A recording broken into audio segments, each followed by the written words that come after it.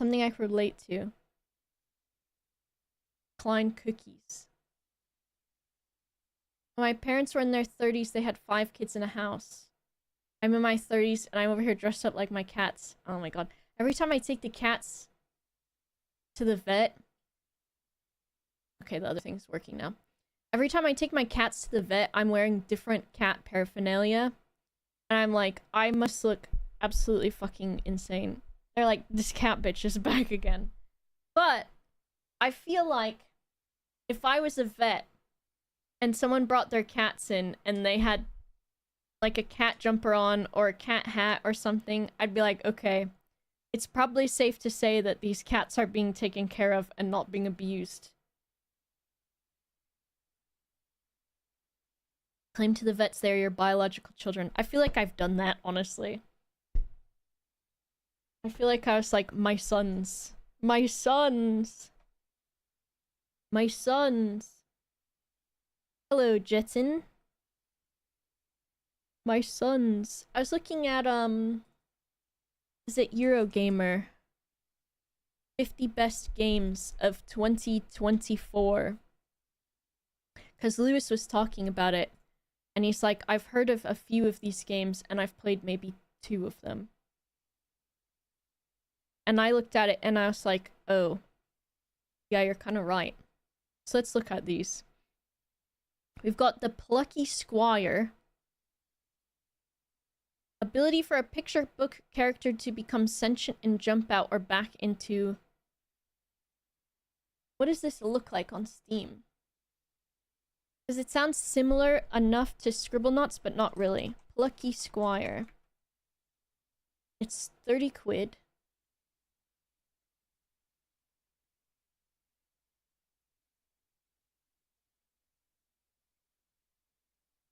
Oh, is it similar then?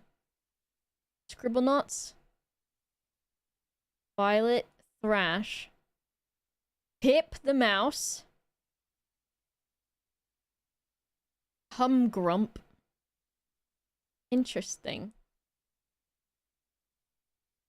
And then you leave that world and go to the 3-dimensional world. Interesting. I'll give it a cheeky wish list. How about that? Scribblenauts was good. I've watched people play Scribblenauts, but I don't think I've ever played it. I was like, why is what's its name? Field of Mystery, and they're not talking about it.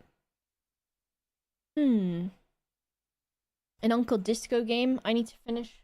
Wait, don't think about it. Gilgamesh? Wait. No. He did it anyways.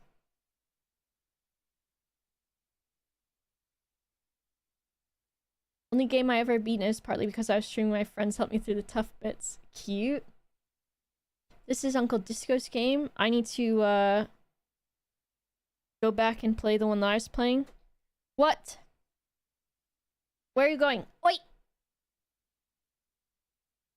He's gotten on the desk now. They don't have their cones on anymore. What do you want? What? What? They like to find me now. I go, what do you want? And then they just meow at me. No. No cords. No.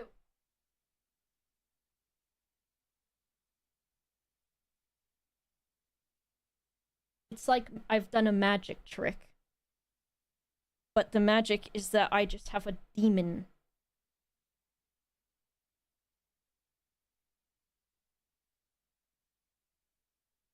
I gotta kiss you now, you little son of a bitch. What do you think of that? Can you tell how much he loves me? Can you tell that he loves me? Do you love me? Do you love me so much? You love me? Yeah, you do. I can tell.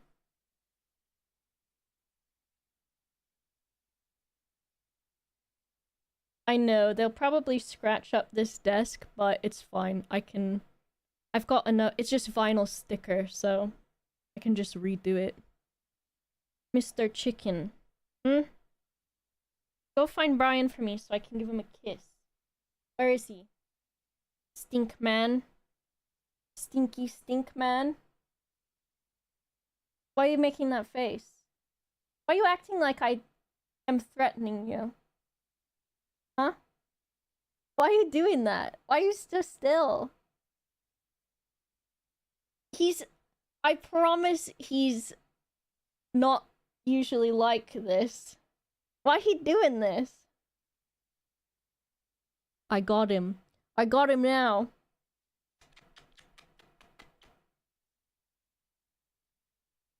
I got eepies in your eyes, dude. Huh? What do you want? He loves it, I think. Because otherwise he'd try to get away, and he's not. Here, silly little bald lip on the camera. I gotta smell him, because he smells good. How can you be stinky and smell good at the same time?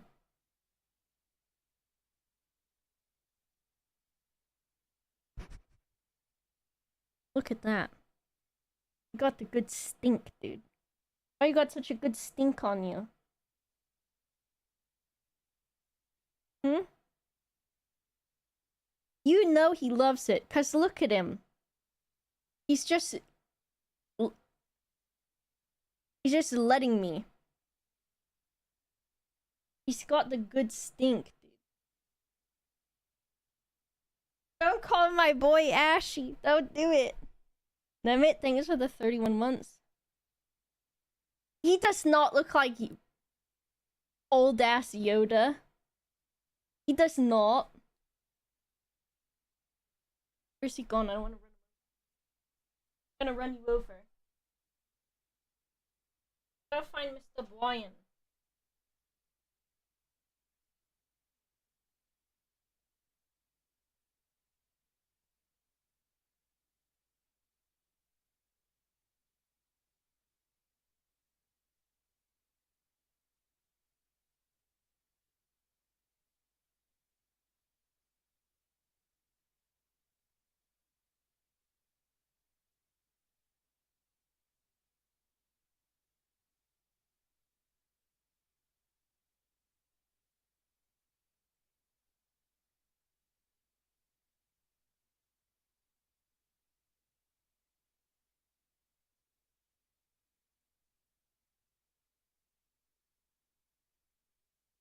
This one's not as baby as the other one.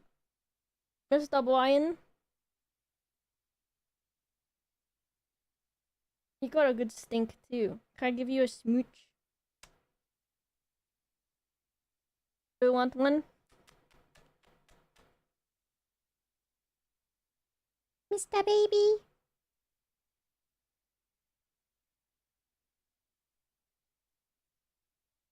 He's not as baby because he... Oh. Oh. He doesn't want love as much as Gilgamesh does.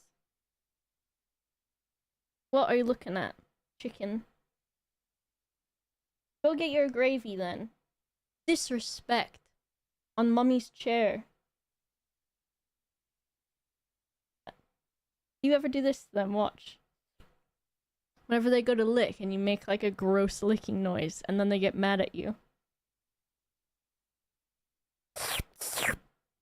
Every time they lick, I go... And then they look at me. They're like, I do not sound like that. Give it a try next time. Next time your cat's doing it. Yeah, is he got like a... I feel like Mr. Brian's tail is like extra long.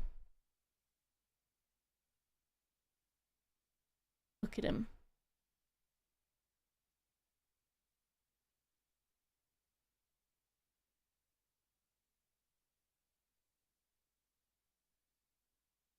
What are you doing?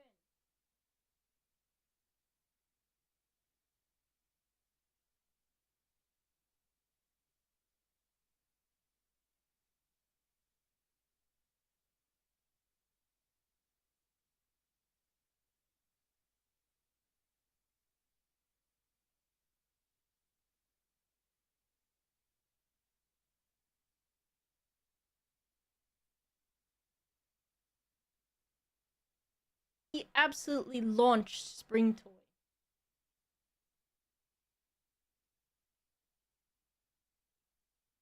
Also, I've been looking for my chapstick all day, and I could have sworn that I just saw it on the ground. Now I don't see it anymore. Spring Toy ASMR.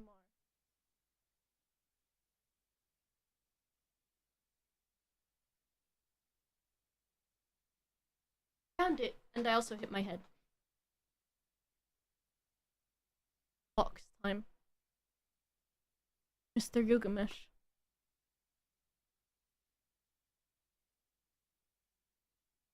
Spring Toy, dude.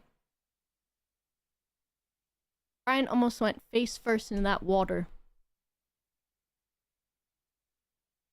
Get it. Get it.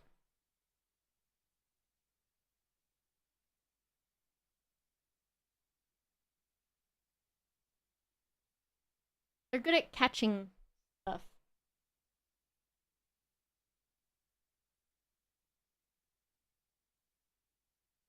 Your house. One.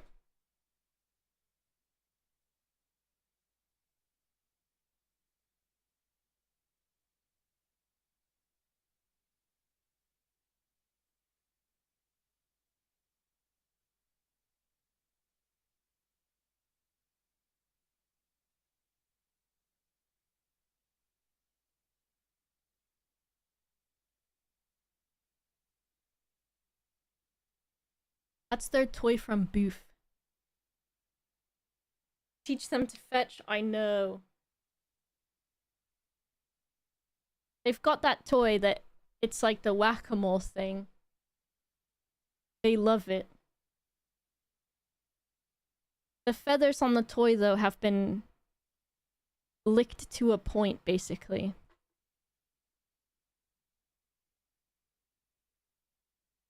Why he looking so cute like this? Gilgamesh, what are you doing? What are you doing? What are you doing? They don't usually lay in that one, I don't know why. Which I would think they like the hammock. But he does not, they do not yearn for the hammock like I thought they would. Chickens. Anyways. What were you doing looking at this?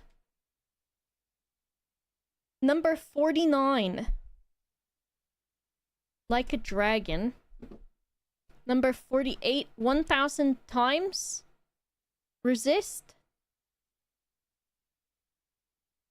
Cloning. Grun. Number 47. Surprising. Number 27 is Fob's favorite. Number 46, Call of Duty, I Sleep. Number 45, Llama Soft, the Jeff Minter story. They're both in the box now. Sorry We're Closed, which I've been meaning to play this for a while. Spring Toy is under my desk now. Children of the Sun. I don't know what that is. Sniper Elite Lo-Fi Conspiracy Fueled Shooter. Is that James May? James May what? Use the restroom. Homeworld 3. I Sleep. Lewis game. Ben game. Galaxy-spanning real-time strategy game set in 3D space. James may cry too. Love it. Botany Manor, where you're a botanist. Mech Warrior 5. A ranger role puzzling adventure. World of Genius tier head-scratching puzzling greatest minds will succeed. And do you want to feel clever? Solving problems, engaging in combats with rows and columns. I feel like that's difficult to understand what they're talking about. A role puzzling adventure.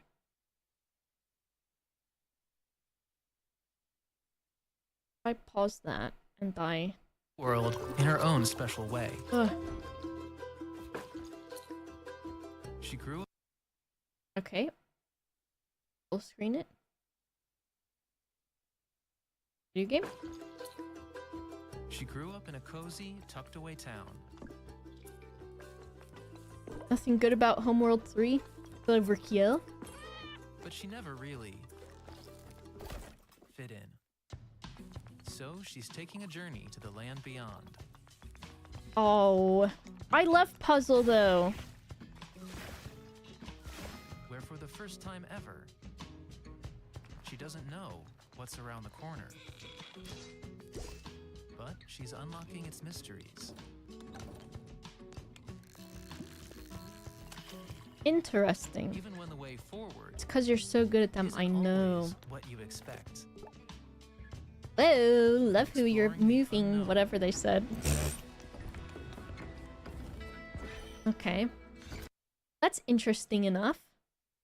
Puzzling adventures. Fear the Spotlight. This one I have, I also got like a couple months ago and hadn't played it yet. We look it up. Hopefully it's not like a film where they put like the spoilery shit in the trailer. Okay. Let's go. Are you ready? I think so. Just nothing too creepy, okay? Spirit, are you dangerous? Cute. Where did you go? Pretty cool. I think Jesse Cox played this recently. Uh-oh. Are you okay in there? Interesting. Whoa. This is what I saw in the mirror the other night when I wanted to check if the front door was locked, and so I left the bedroom in just my underwear, walking down the hallway, and my bathroom has a mirror on the inside of the door, and I usually have that door closed, and also I usually have taken my contacts out by that time, so I can't see anything anyways, and it's blurry, but I left my contacts in, so I saw a full-bodied apparition in the hallway as I was in the darkness to check if the door was locked. Turns out it was my reflection in the mirror because I could actually see. Where if I didn't have my contacts in, I would not have seen that and I would not have been scared. I instant fear from seeing my unexpected reflection. My body was like, there's someone in the house. It's me. I was in the house all along. The ghastly revenant of our own bodies. One whole boba, it's true. This is on my list to play. I've added a few things from this list. First night I went down into the kitchen in the dark after new fittings with my glasses off. I thought a demon was coming to kill me because the two sockets have red lights side by side. We are our own demons. This is true. I have no vision. I cannot see without my glasses or my contacts in. And so the fact that I could see is what scared me. Because I could see a person. Because I think it's like, I'm so used to getting up in the middle of the night and not being able to see at all. Because I can see and read about this far away without my glasses. Because I've got contacts that are a -6 and a negative like 5.5. Tileron says, I love the smell of pussy on a Thursday. Tileron, what the fuck? I just saw that. But my vision is so bad that I feel like if I were to see something scary at night, I don't think it would scare me because I'm like, oh, it's just my eyes playing tricks on me because I can't fucking see. And I think if there was a demon in my room, all of its features would be so blurry that I wouldn't be scared because I'd be like, it's just darkness.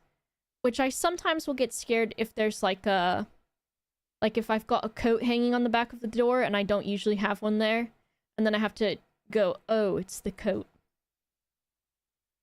Make for a good scene in a horror movie. It's me. It's me. Gilgamesh is eating. He's eating. Yippee! Verkiel, thanks for the 5 gifted subs. For being scared of my own reflection. Yeah. Yeah, it's true. I'm not afraid of anything in my house because I put all that stuff there. You mean because you've summoned a demon before? And so if a demon shows up, you're like, well, this is my fault, so I take responsibility. I watched, by the way, speaking of demons, I went and saw Nosferatu last night, and I won't give any spoilers or anything, but I think I didn't like it, and I think for the majority of it, I kept thinking it was really stupid. And I think part of the problem was I've seen... What was it?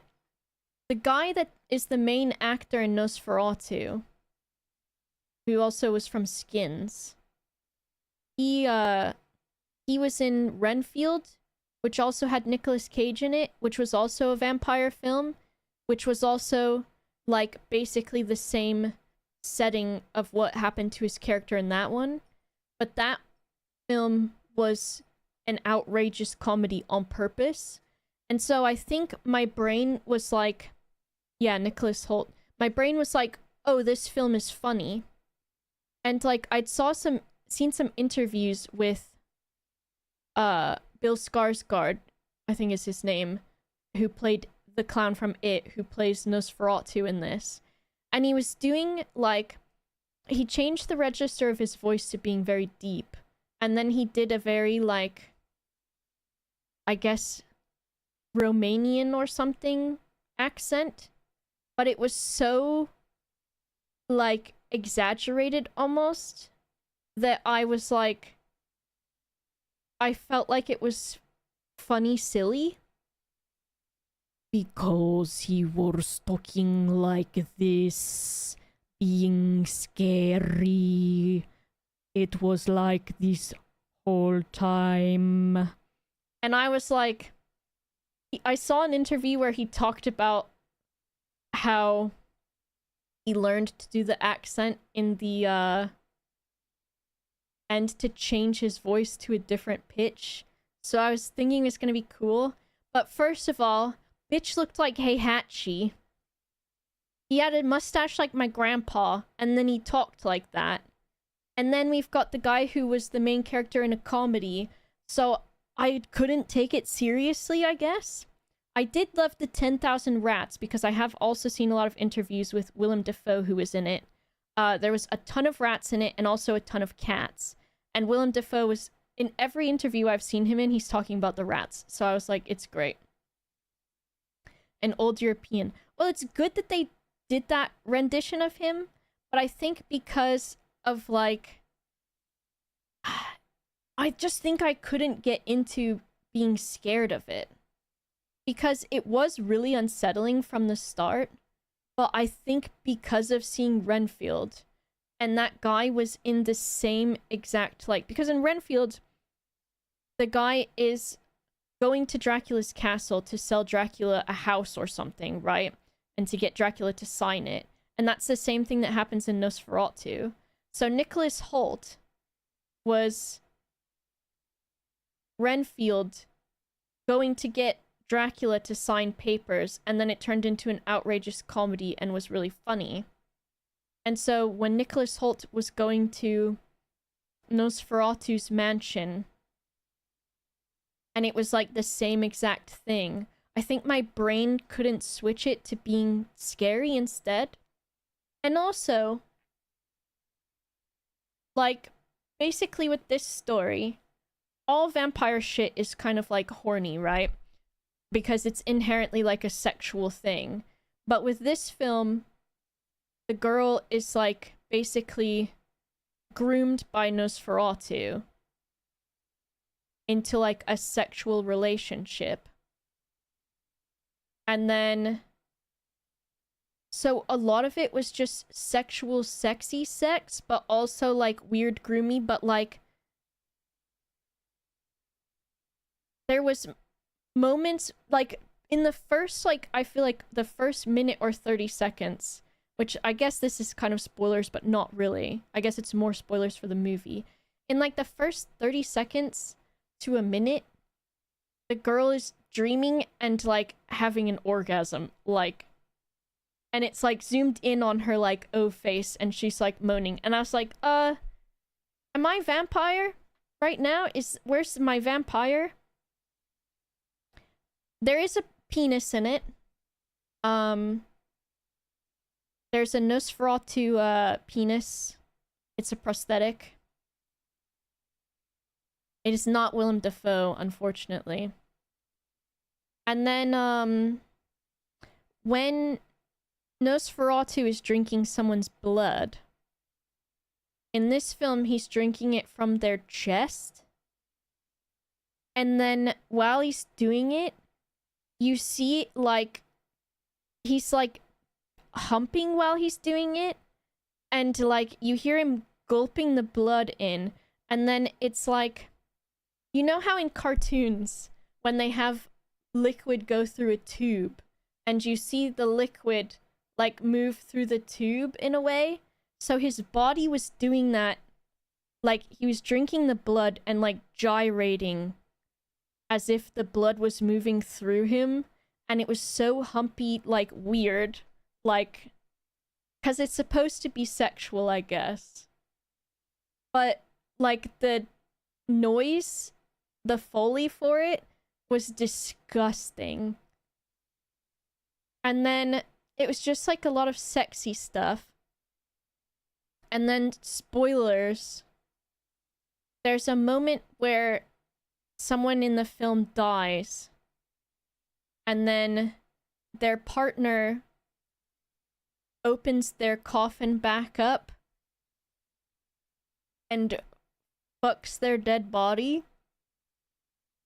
And then, like, I'm just gonna basically spoil it now because I don't know how keen you guys are on this, but like, the one girl is basically like possessed at times by Nosferatu or whatever. And so she's like, and he's like this old ass fucking like vampire man.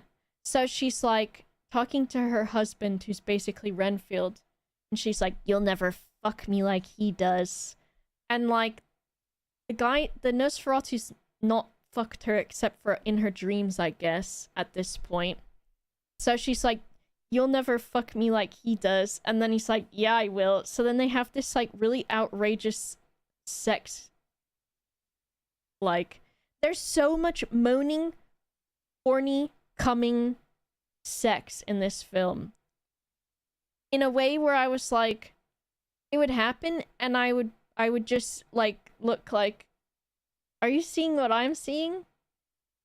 And like, it's not supposed to be good horny, because the woman has been groomed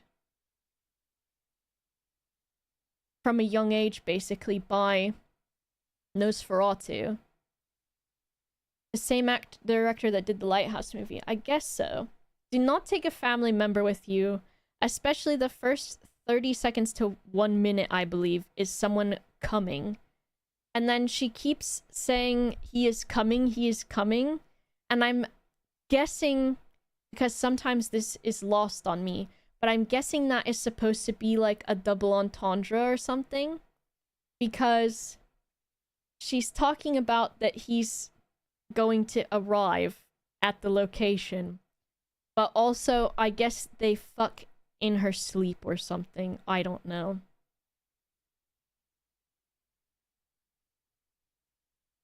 And it was just, I don't know. The other thing was, I saw it at Everyman, which is a theater in Bristol, that's like up at the top of Park Street at White Ladies Road or something like that. Haha, very funny name for a British place, a British street. And the last couple of times I've been there, which that theater is great because they've got like basically it's this like big like couch seating, so you get to just chill on a sofa and watch the movie.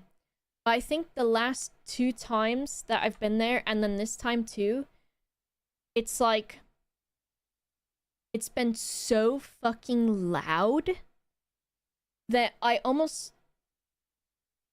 was going to complain afterwards, because like I don't know if I'm just also hypersensitive to loud ass noises, but it got so loud so many times that I had to cover my ears.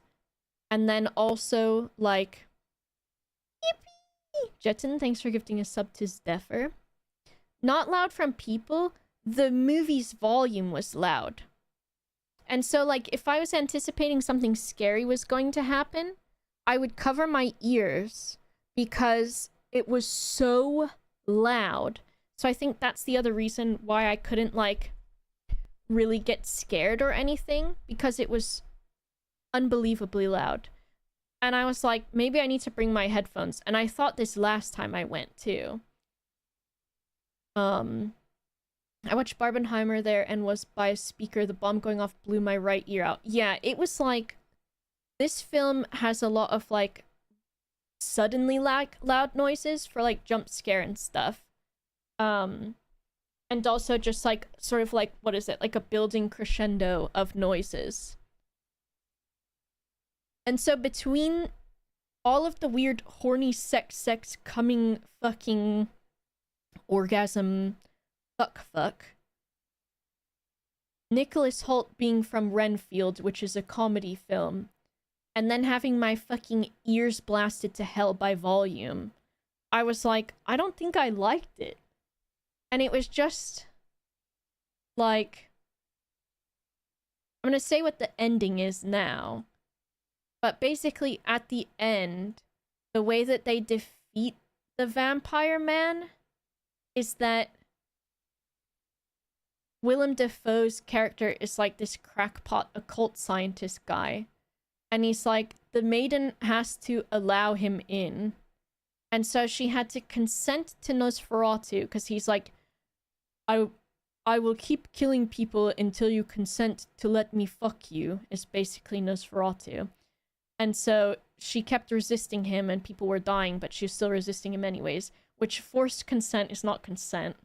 And then, so Willem Dafoe was like, you have to let him do it to end the curse and you'll save all of us. So basically, like, you need to sacrifice yourself. So they go to the castle to stop him, but meanwhile, Willem Dafoe knows that that needs to happen, so he takes the woman's husband, Nicholas Hoult, with him to the castle so that the woman can have Nosferatu come to their house and fuck her so that it can end the curse. And so the guy leaves his wife at home, and then he goes to the castle, and then he's like, wait a second, he's not even here. There's just 1,000 rats. And then they go, basically what's happening while they're away is she waits there, Nosferatu shows up, and he's like, are you ready? And she's like, yeah. And so then they make out, and he's like nasty and old and disgusting looking. And like he's got like she's running her hands on his back, and it's like got like boils and like decaying skin and all of this stuff. And then they go in the bed together, and she gets completely naked, and she lets him drink her blood from her breast, which is like, she kept saying like, kiss my heart or whatever. And so he's drinking her blood in the way that he drinks it, which is like gyrating like he's fucking, and she's moaning and stuff. And then he's like almost got all of her blood gone, and they keep saying like, by the first crow of the cock or whatever, if he isn't back in his tomb, then he'll die. And so basically, she's supposed to distract him with sex so that he doesn't get home in time and then he dies. So basically, she lets him drink her blood, and then the sun is coming up and he's like looking at the sun like, I need to get home. And then the rooster starts crowing and he's like, I really need to get home right now. He does not say that, of course, but he's like, and she's like, she pulls him towards her chest again and she's like this. And she's like, basically every time he gets, like, he's starting to look out the window like, oh shit, I'm late. She's like, no, come back to bed, basically. And then he ends up drinking all of her blood. And then he burns to a crisp and dies. And she dies too. And then the husband gets home, and Willem Dafoe and everyone, and they're like, she saved everyone, the Nosferatu curse is over forever. Because she sacrificed herself. So she's dead as fuck. Naked in the bed. And then she's got the fucking corpse of Nosferatu on top of her body. And he's got like these fucking skeleton ass legs. And he just looks absolutely so disgusting. And so I was like, so are you for real right now? Because basically what I gather is that as a kid, her mom died, she was really lonely, and then she is sensitive to like ghosts and shit. And so she's like, I wish I had a friend. And Nosferatu was like, I'll be your friend. And she was like, okay, I'm really lonely. And then Nosferatu groomed her into having a sexual relationship. And then her dad found her naked and gyrating maybe. And so her dad disowned her and was like, you're unclean. And then she married Nicholas Holt's character, and she stopped having dreams about Nosferatu until she started again. And then everyone was dying unless she had sex with him after being groomed and basically like forced into it. So there were good parts in the movie. The good parts were there was a bajillion rats.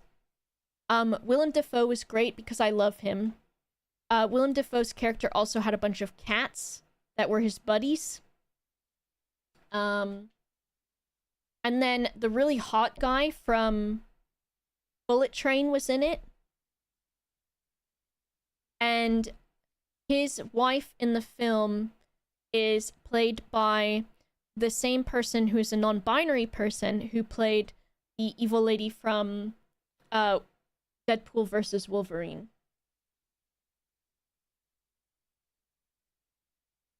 And so those were the cool things to me. And then I guess, is it Johnny Depp's daughter that's like the main person? She was pretty good, but I mean, if by pretty good, it's like that she just had to simulate being fucked and having orgasms all the time. Which I mean, like, if that's the acting direction that you need to have, and she also had to pretend to be possessed a lot in a very gross way and like having spit coming out of her mouth, then sure. I don't know. But yeah. And then the other thing, which Andy talked to me about this, was, so the guy, Nosferatu himself is like Romanian or something like that. And then they're supposed to be in Germany. So they're doing like, they're like, Herr, fucking Johnson or whatever their last name is, or Frau blah blah blah, but they all have British accents. So I was like, I think also my immersion was ruined because I was like, why are these British people addressing each other with like German titles? So that was weird. But yeah. But the best part of it was this fucking part of it, my guy, Bro. This was the best part of it. Right here. They teach British English in Europe. Then I don't know why they were all British, though, in Germany doing... I don't know. It was just interesting. But yeah, this fucking eye candy. This absolute eye candy, dude. Eye candy. This guy, dude. This was my highlight of the film. He did also play Quicksilver. Or, yeah, he did in, like... Which one was it? This is Bullet Train. Which is my favorite, Aaron Taylor Johnson. Here he is as Quicksilver. Age of Ultron, there you go. Watching Craven? I don't know. Recommend watching Shadow of the Vampire movie about the making of Nosferatu, in which Willem Dafoe plays a vampire. Is that one where he's got his cock out? That's... I also am interested. It's like, do I recognize any of these people? Oh yeah! Okay, listen. This is no shade. I'm not throwing the shade. But I'm gonna tell you the hot goss. Also, you can tell Ref to come back. The hot goss that I always see about this guy is he's married to someone who is quite a lot older than him. Pip's gonna throw the shade. And on TikTok, I always see like thirst traps of him. And then with people saying, let go of him, grandma. She groomed him. Yeah, I think it is some weird shit, honestly. I don't know the specifics of it. But something like that. The other two are her daughters. Oh my goodness. See, I was like, whose mom is this? But yeah. Their daughters? Both of them, or just her daughters? But yeah. This gorgeous, beautiful, lovely man. I guess it depends, Eclectic, because normally, like, I don't really care about celebrity relationships or anything, because pretty much all of them are kind of fucked up anyways, it seems. But I do get a lot of thirst traps of this man. And so that is one. And also I think, yeah, like Pip saying there's some fucky stuff. They met when he was 18 and she was 42. So yeah, there's a bit of like, something weird. Strangers sitting around talking about it. Weird. Well, I can agree with you on that, because I do think it is weird to judge people's relationships. But I think also, in contrast to that, perhaps, if you are like a public figure like that, if there is like an unhealthy part to your relationship that is public, I suppose, then it's sort of like your position as a role model. You know what I mean? I don't know. Not sure. Because normally, I don't give a fuck about people's relationships, unless it's the point of the thing. Like all of my shitty, like, romance TV that I watch. But the reason I know about this one is because I do get a lot of thirst traps of this guy. But yeah. Anyways, that was Nosferatu. Yeah, I get what you mean. Because I know they're, like, people make their own decisions and everything, too. I just think, like, there is also a point to, when it comes to, like, age discrepancy, I guess, where in Hollywood there is a lot of that stuff, and I think it's very easy for people to be in relationships where they are in a position of, like, a power imbalance where they're groomed. And so I think, like, being aware of that can be kind of important too, though, because, like I said, these people are role models to a lot of people. And yeah, it's not, like Champ is saying, we're not trying to take the decision from him, but it's a bad sign and a red flag. Yeah, because it's like, if you're watching from an outside perspective, it's kind of like, if that was someone who was your family member or something like that, with this sort of thing, then it's kind of like recognizing that it's not, that it could be an unhealthy thing, I think is okay to discuss. You know what I mean? Because, yeah, not every relationship that has an age gap is an unhealthy relationship by any means.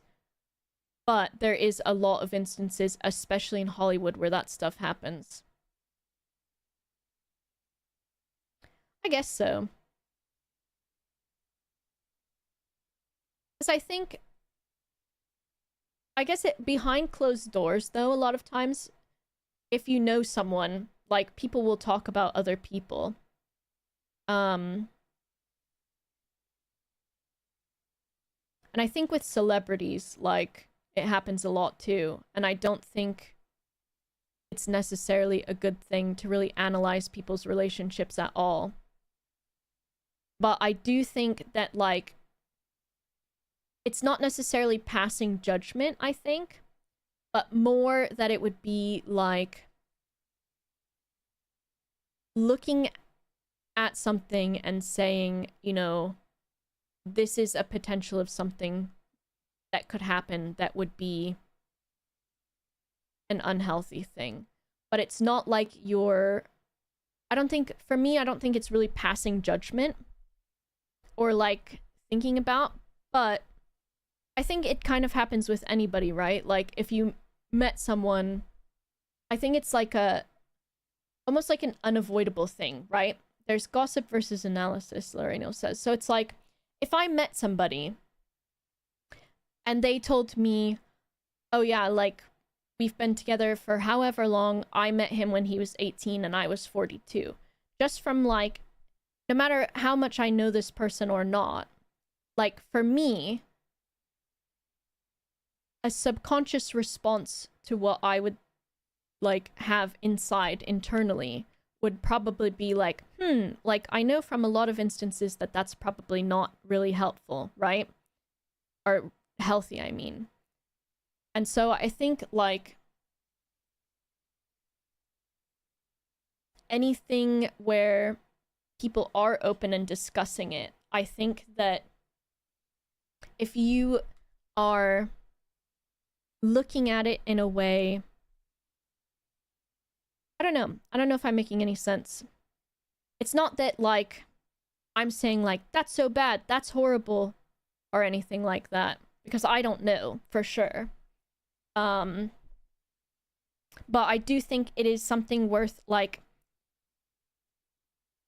if someone talks to you about their relationship or you hear about somebody, I think it's sort of difficult to, like, not have an internal judgment on it at times. Gossip versus analysis, like Loreniel said, made me realize what disturbs me is when it starts to approach entertainment for people.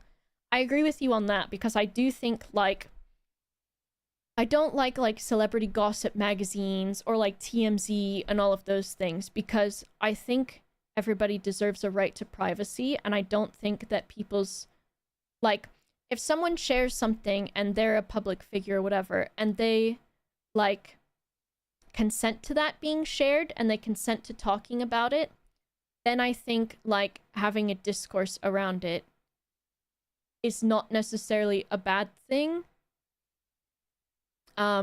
because they've offered that information. But if it's something where it's like someone has some private part of their life as well, that is nobody's business, right? James Eccleston, I think, question mark. Thank you so much for the raid. Thank you so much. I hope you had a good stream. We're just talking about what celebrity gossip means. Hello. Good, I'm glad it was a good time. Welcome. I think, like, if you were, like, all up in somebody's business that you don't know, like a celebrity person, and you were, like, actively online advocating, then it's bad. But I think if you're, like, having a discussion where you're like, oh, like, there are instances of this sort of relationship where this could be a bad thing. I think that is, for me, different because this I'm not talking about for it to be entertainment, like you said, but more to be like, like, it's definitely something worth thinking about. Especially, I mean, on the topic of the film itself, which is also about grooming. And yeah, I do think it is like, it's difficult with age difference relationships because there is a lot of times where, depending on how big the age difference can be, like, it is difficult to come to terms with the fact, like, Mime Destroyer is saying, like, if people get together and then there is, like, children of that person that are around the same age as the other person, that I think too, I don't know, can be kind of strange.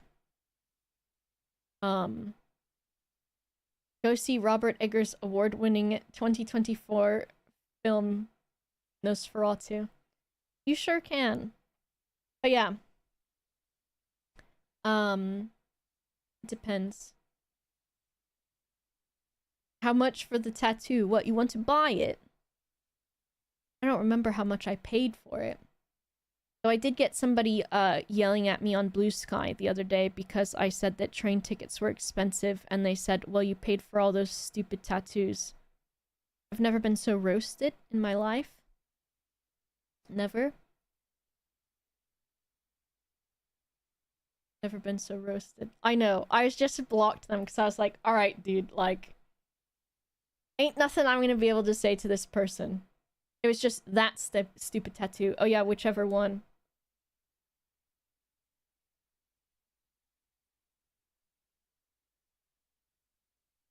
Can't complain about anything because you were happy that one time.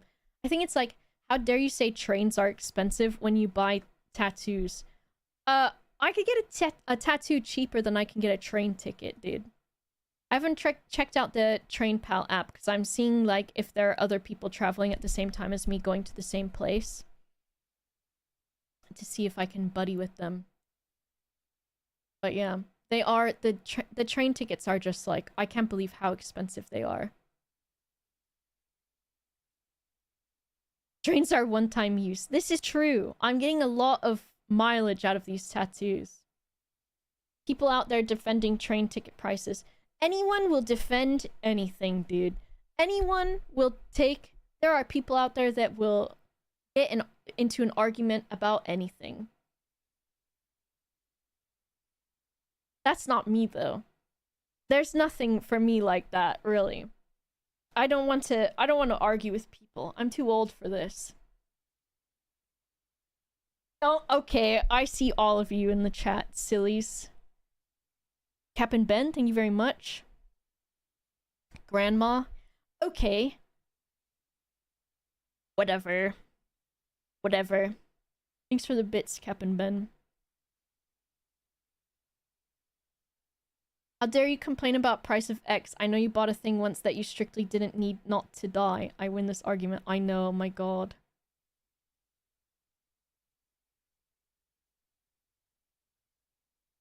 Tilleron? Do the thing, Tilleron. Getting a tattoo of Ovo Toast to rile up the naysayers. Hell yeah. You criticize capitalism, yet you participate in it. I will never, I'm too, good place pilled for that. Because there's that guy that does his best to, like, drink oat milk and everything.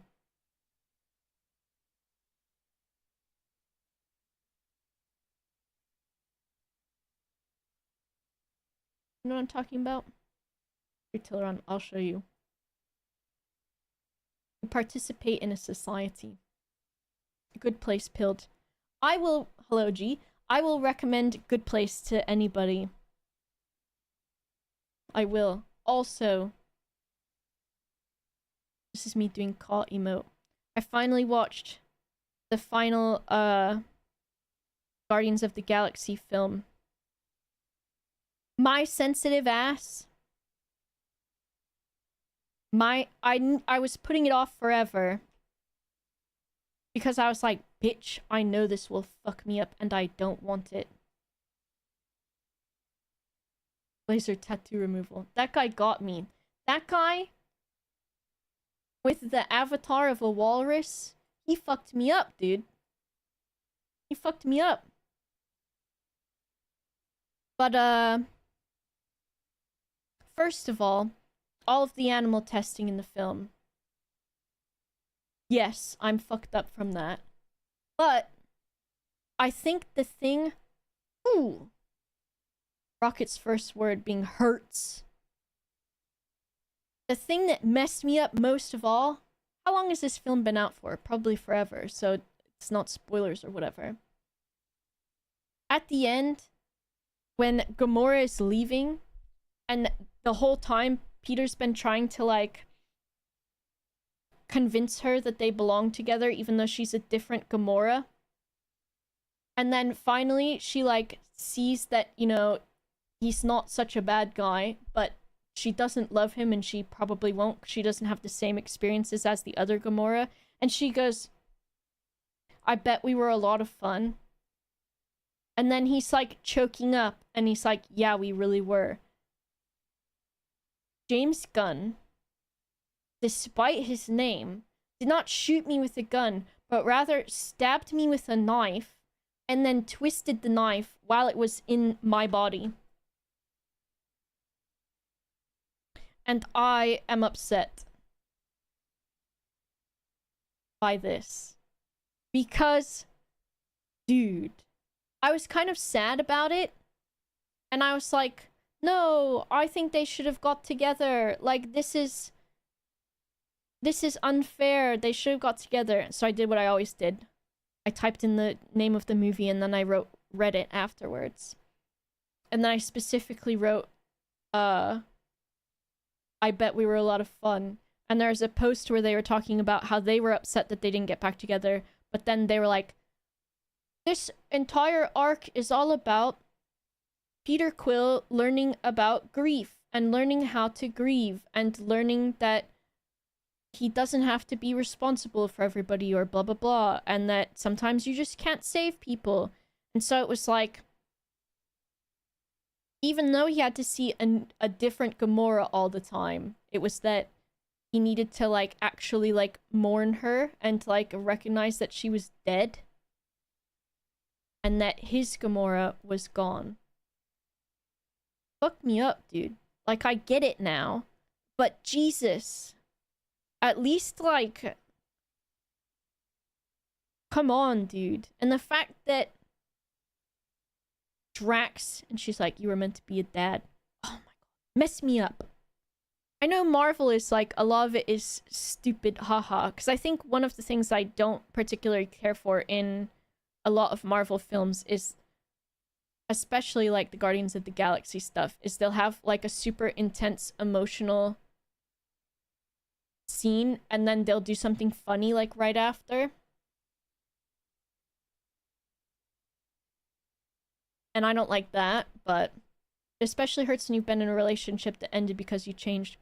My fucking sensitive baby ass self, I was like, there's this song by Joji called Glimpse of Us, and it's basically like, he's like with somebody and he loves them, but he doesn't love them like the other person, but it actually is the same person, but just that they've both changed, and he's sad about it.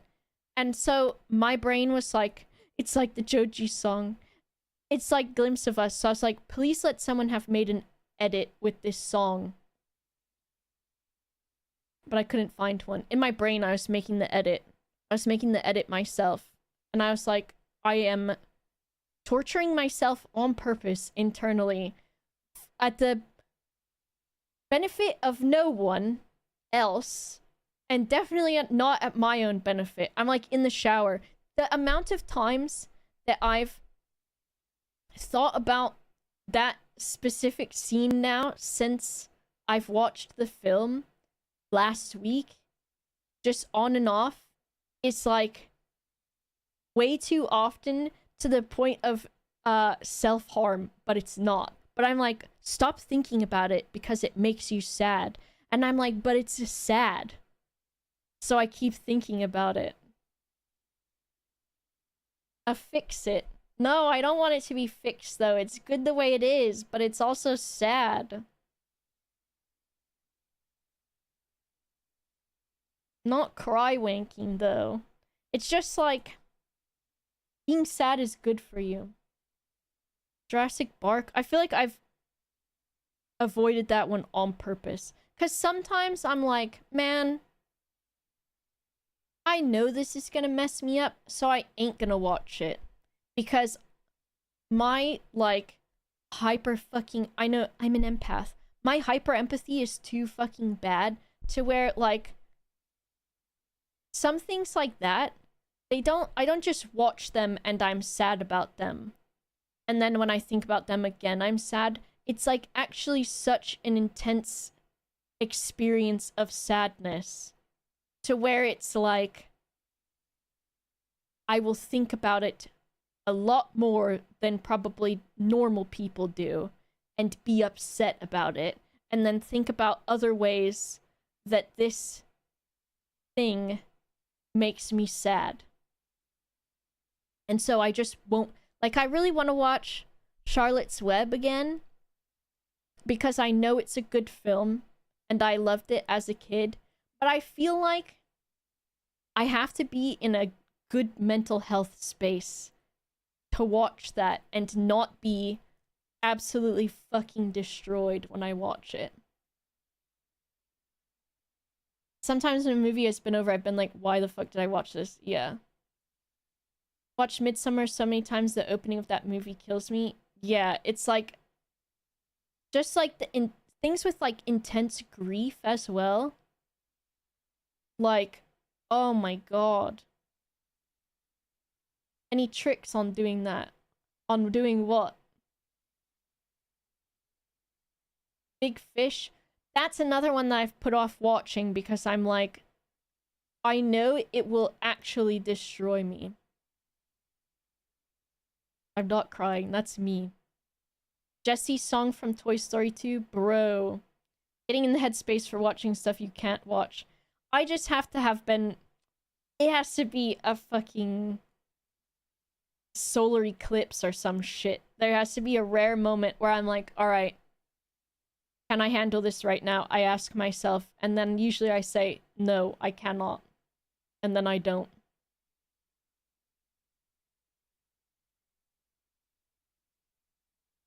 The end of La La Land? Oh my god, yeah.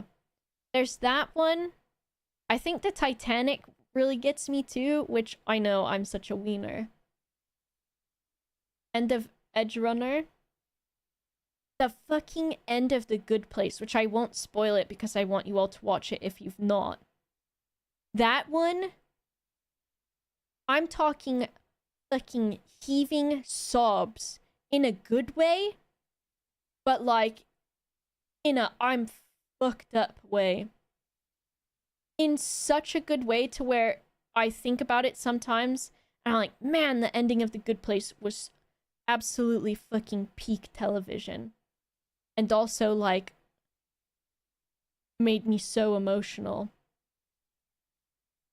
And I'll think about it, and then I'll Google it again. And be like, ending of The Good Place Reddit, so I can see people talking about it, so that I can think about it again, so I can go, oh my god, that was so good, but I'm so crying. Some anime too, yeah. But yeah, The Good Place was just like... I feel that so much. They said I cried so much at the end of A Good Place I gave myself a migraine. Literally me.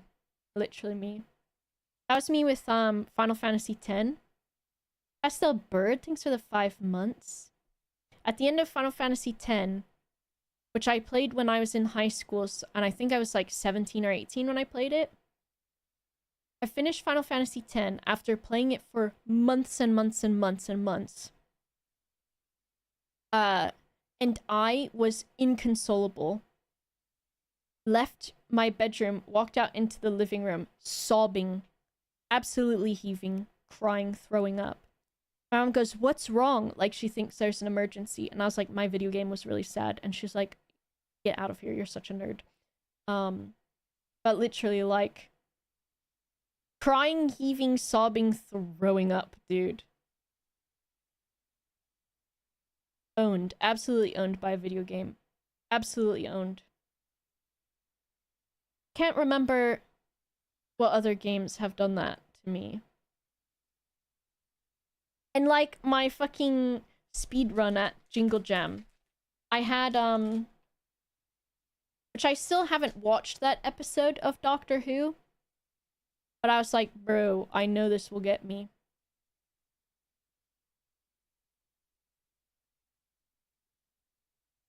Strawberry lace is a treat.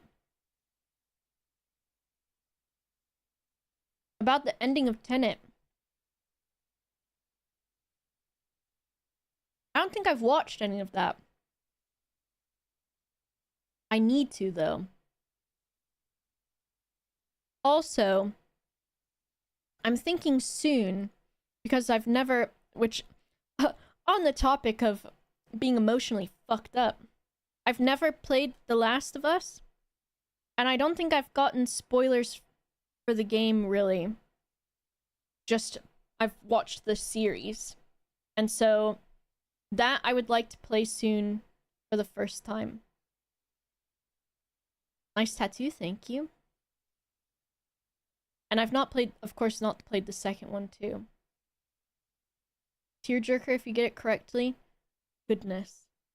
I can't think what else has fucked me up like those, but yeah, Final Fantasy X messed me up, dude. Like looking at my games collection. Did I cry at this? Did I cry at this? Anyways. There's a lot more games on this list, too. And so I ended up getting, Fear the Spotlight, Rise of the Golden Idol, which I want to play tonight, hopefully. Indica or something like that. Which is spooky scary. No Case Should Remain Unsolved. Mystery. So I've got those in here.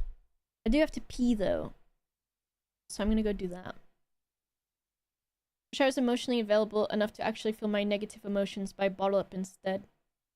It's definitely not easy. I think I, like, hold back from crying a lot of times, too. So I'm like, man, I gotta have my face all cried. Oh yeah, Grizz was really good. Klee.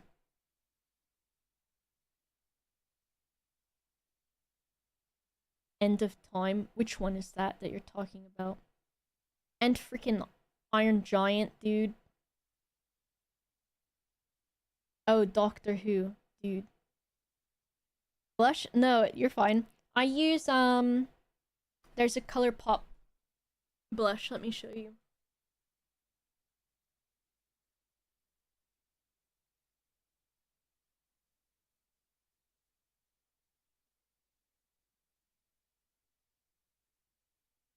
Which I bought because it's in a heart.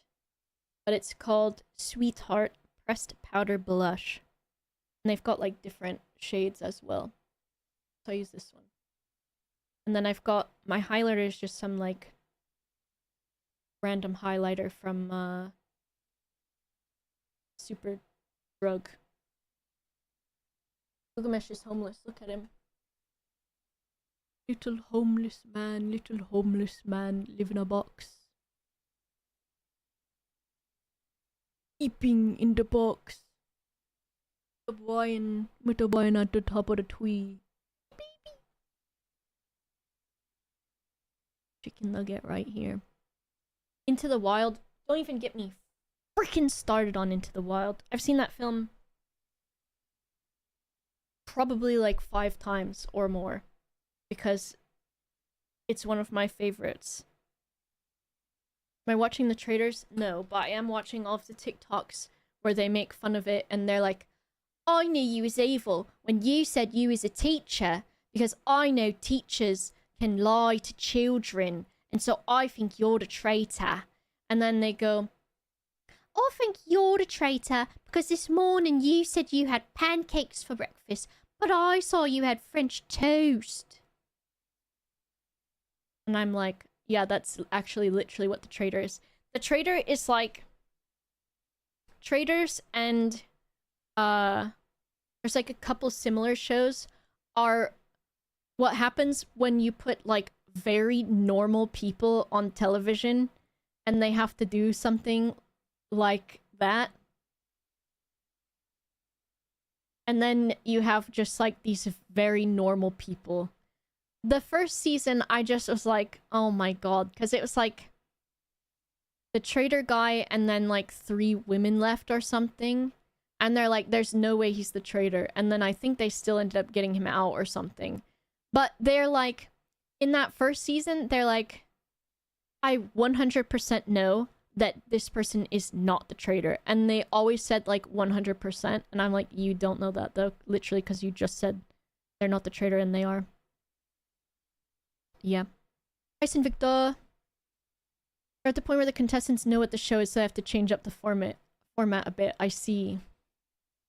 Well, I think it's like, with the show The Traitors, there's no opportunity for people to actually do anything that would make them look like a traitor. Because it's like, why would the traitor not get money for the entire everyone when they also win the money? And so the only thing that they're doing is like, at least for the first season, was like voting other people off. So then it's like, you looked sad at breakfast this morning. Is it because you voted that person off? And it makes it like, unlike when Yogscast did a completely different thing called The Cult. And me and Ravs, who were evil, had to do actually evil things and try to get away with them. Yeah. Yeah. I'll have to watch it, Connor. But yeah, I like the TikToks that are like making fun of it. Alright, I'm gonna go pee real quick. And then when I come back, we'll play video games.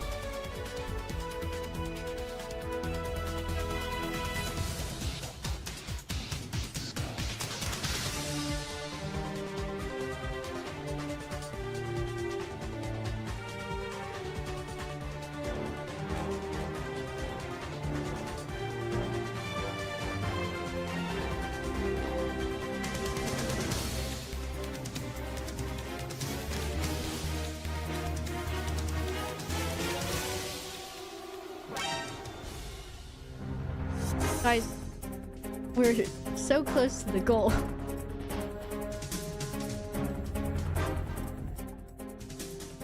Guys. Next Jingle Jam? Next Jingle Jam?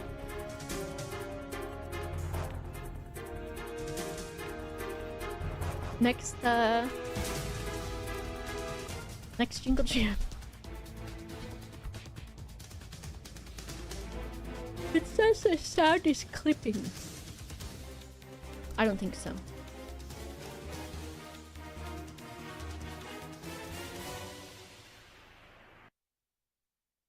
How, okay, this is not too dark. Alright, let me open this video game. played this thing. I need to turn down this air purifier.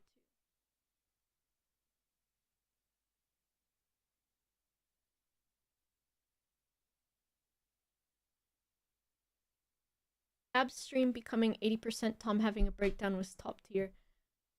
My favorite,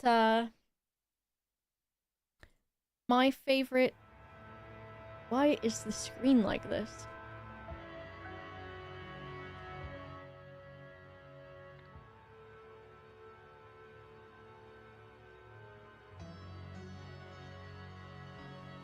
Help. F? Okay, interesting. It wasn't my fault, it was the game's fault.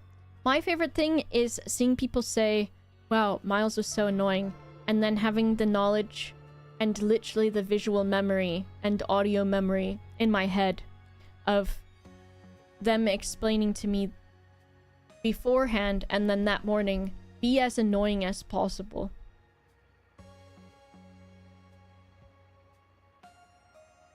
And that makes me laugh. Miles was so annoying. Me watching in my head being told to be annoying. Yeah. That's the fucking point. Gamers, thanks for the 34 months. Hello, Gamer Puppy. Welcome. I loved Miles. I thought Miles was great. Moving my monitor a little bit. Okay, this is like a mystery game kind of situation. And there's also a prequel or something. So... Spoing toy? Spoing toy? I have my own spoing toy. Wanna see the best way to eat strawberry laces?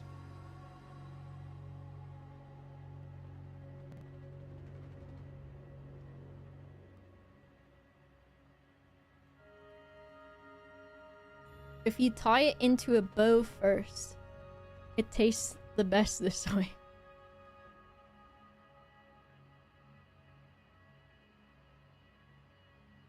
Taking way too long? Okay, Torb. No wonder you don't feel happiness in your life.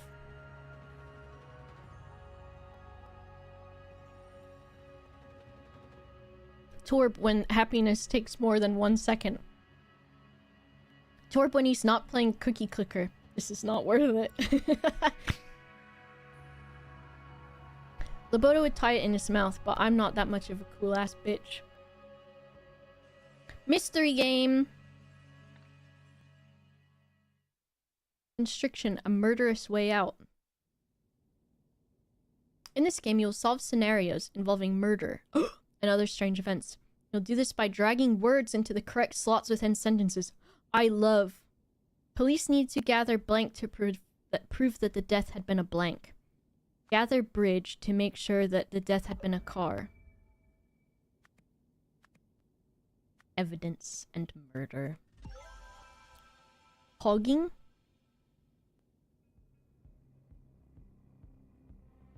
Me when Gilgamesh has something in his mouth he's not supposed to. First, explore the location by clicking on all the hotspots and gathering all words. Baton. Blah, blah, blah. Choking. A name tag. Patients in special care unit, all of these people. So we've got Alexander Jensen, a Pacific War veteran. A vacant room. Auriel Toussaint, professor of ancient Lemurian history? Is that like a lemur?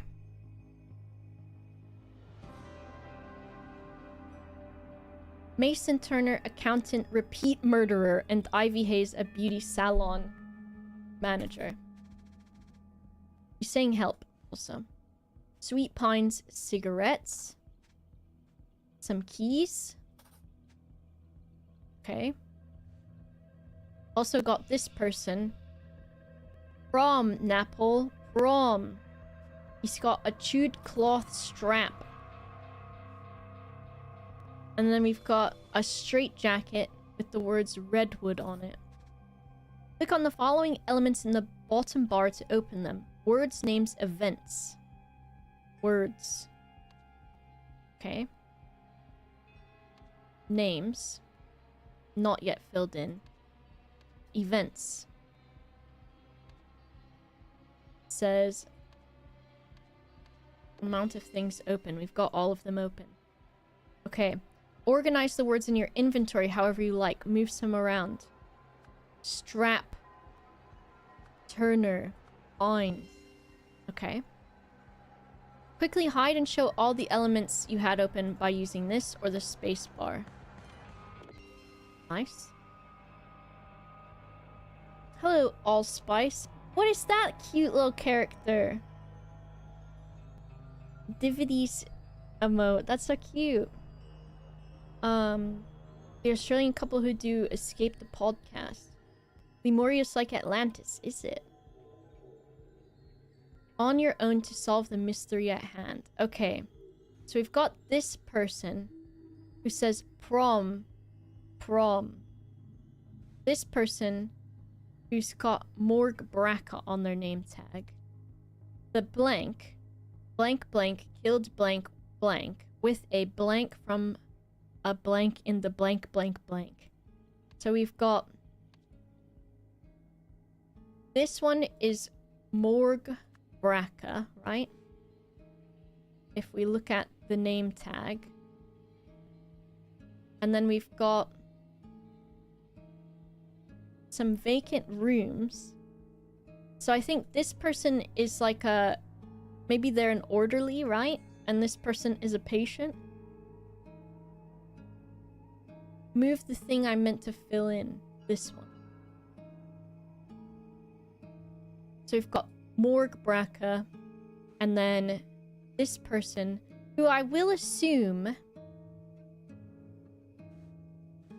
is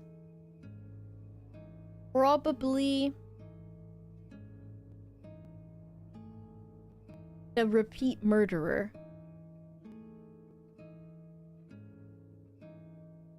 Who is an accountant, Mason Turner. But what we can fill out is...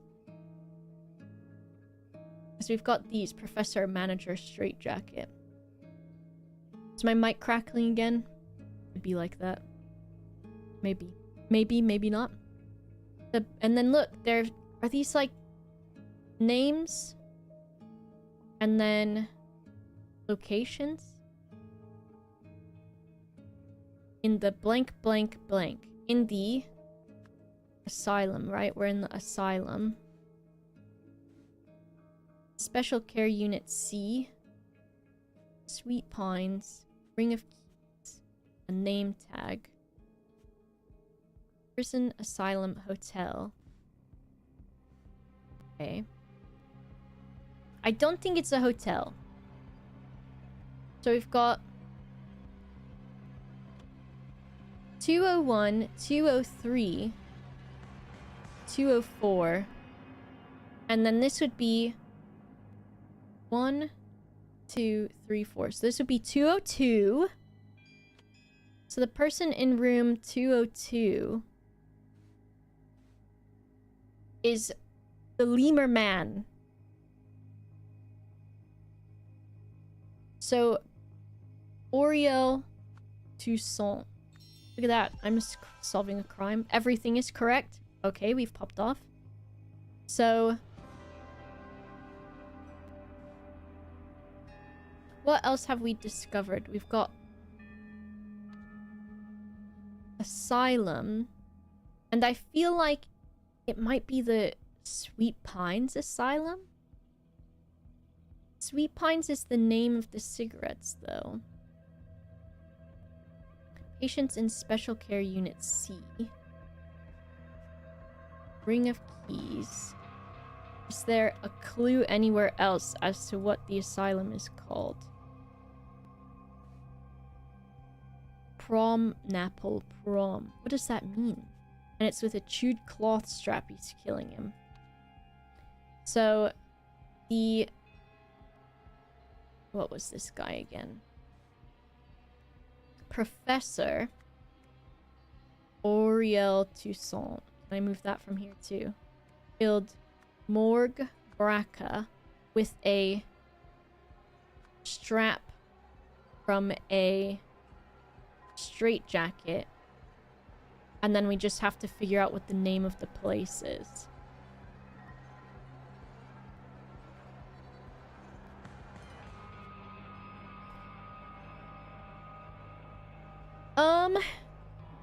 Yeah. I guess if you want to... It's tough because it's like...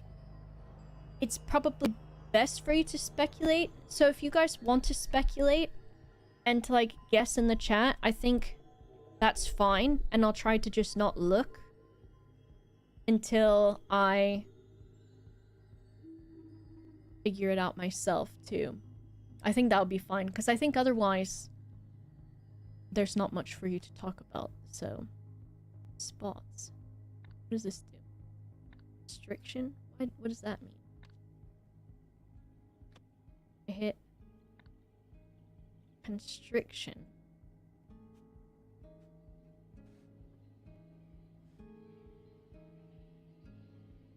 You may spectate very hard if you want. This chat makes it a guess and looks like a backseat. I guess if they're guessing, that's fine. But if they're like... oh, it's definitely this. Or... just make sure... I don't know. You know what I mean? But I'll try not to look. Doesn't mean I'm ignoring you or that I love you any less. If I look at this... I don't think it's Sweet Pines, though. Special Care Unit.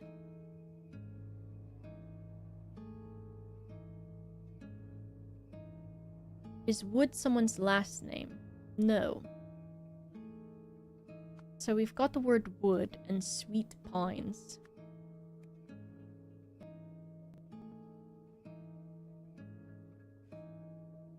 And we've got the word red.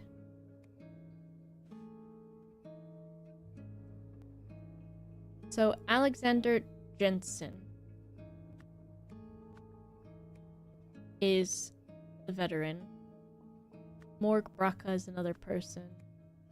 Oriel, Toussaint, Ivy, Hayes, and Mason Turner.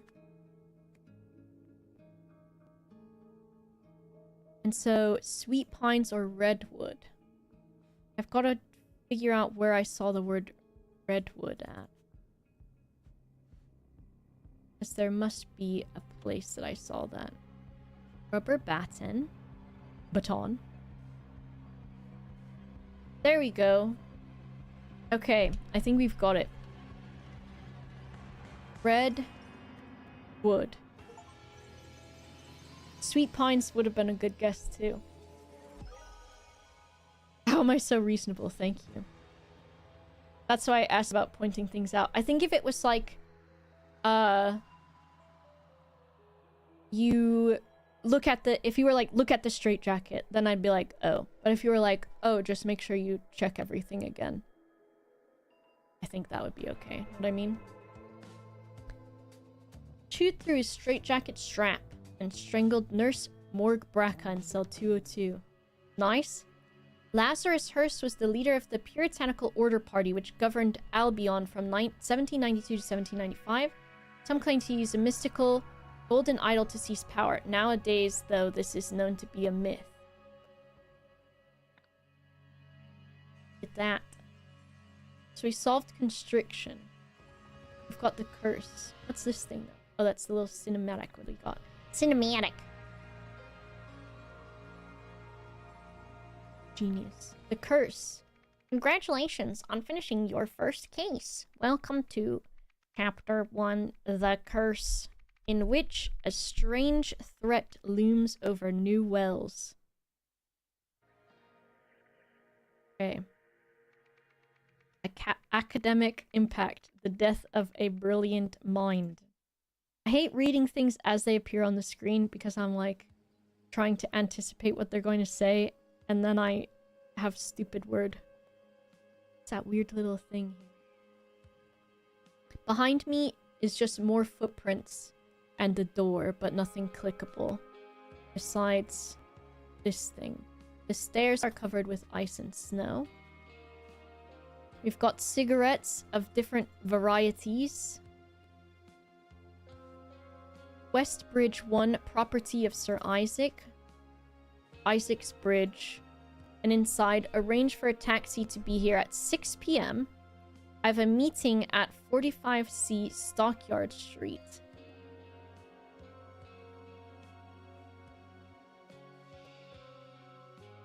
Oh my god. Is he... Oh, there's a dead man there. Is he dead, Cyril?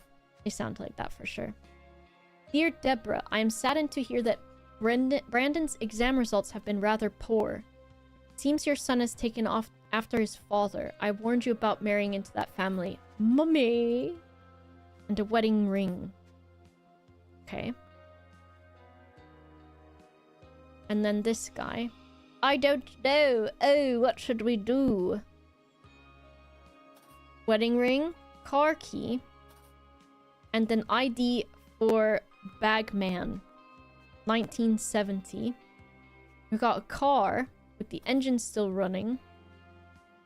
We've got a man who has got a red pen. He is not breathing. He's got a note which says, Sir, which of these speech titles do you prefer for the graduation ceremony at Imperial University? The shortcomings of Noack's algorithms. I don't want to criticize my own work in an inspirational speech. Or, in the age of computers, math is the new frontier. Not great, but will do. A lighter. A key with a symbol on it that is the same symbol as the lighter. A pack of Brigantine Blue Blend cigarettes. And a wallet with with a few addresses in it. Okay. So we've got a lot of information. And I think that's everything we can click on. I can see that this man has this yellow shirt on thing. And there's also the same thing up here. And you can see that the ice is weird here. It's missing, and then you can see he slid down. We've searched... Oh, we're missing a spot. Is there still one on here? Wedding ring. Okay, we've looked at everything. So the names that we've got are...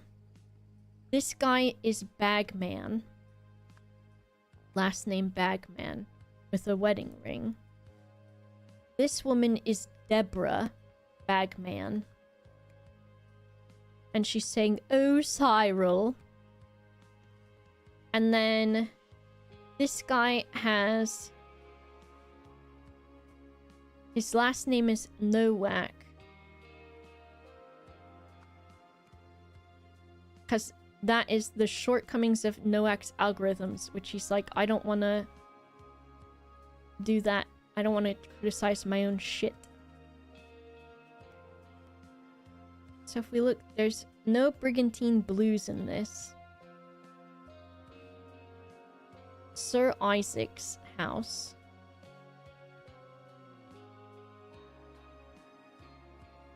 But this is Nowak. Jimmy John Bagman. Yeah. Sherlock looking ass. I do believe. So, I.N. Isaac Newton. But this guy has got shortcoming of Noack's algorithms, and he says, I don't want to criticize my own work. So he's not Isaac Newton or Isaac Nowak either. And I don't think Isaac Nowak was up here. So we've got blank blank and blank blank. So Cyril Bagman. Let's not move that yet. Cyril Bagman and Deborah Bagman discovered the body of someone Nowak, which was there because he, I think, fell from the bridge. And then I think car engine's still running. And then all the names in his wallet, if I separate those, we've got Isaac. We don't have a Newton, though, which is interesting. And then we've got John Robkin, Cyril and Deborah Bagman. Brandon is somewhere. John Robkin, Thomas Crow, Caleb Reynolds. So Brandon Nowak. Where do we see Brandon at? Brandon. Brandon. Brandon. Brandon. A red pen. And he wrote that, of course. Can I, if I click on this, it won't tell me where I got it from. Names. Those are those people. Words. Question mark. Have you made a typo? Oh, there's hints. Okay. Brandon. Stockyard Street. Property of Sir Isaac. So where did... Man is not breathing. Man's not breathing. Brigantine blue, a key, a lighter, and a red pen. So he has the key to this place. Is this just Sir Isaac Nowak? But where did we get Brandon from? Did this woman say it? Brandon's exam. Her son is an idiot. Okay. So I guess we've got Isaac Nowak. Okay. And so then... Isaac Nowak. We did it. He's old in his breath, he is. I got it. Driving home, Deborah and Cyril suddenly noticed the body of Sir Isaac Nowak, who had fallen from the bridge above, wearing his yellow shirt sleeve in the process. He did it. That deserves one strawberry lace. I think so. I'm folding it up first for peak candy consumption. Thank you for your cooperation. We are happy to cover Brandon's tuition fees, provided our arrangement lasts.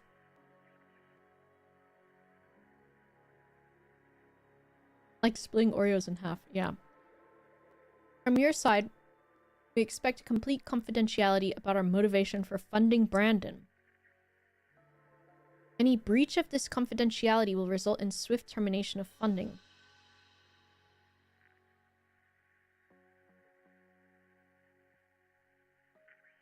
Why is Lauren mad?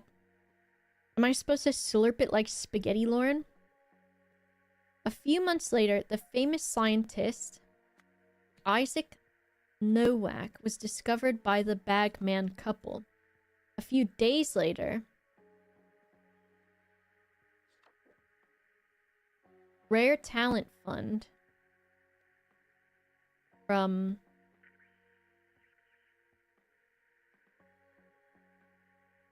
a university.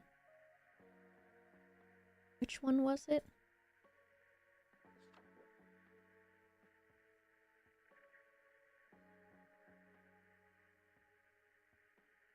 Blank Blank offered to fund Brandon Bagman's tuition in exchange for confidentiality about the fact that Blank Blank had been affected by the blank blank.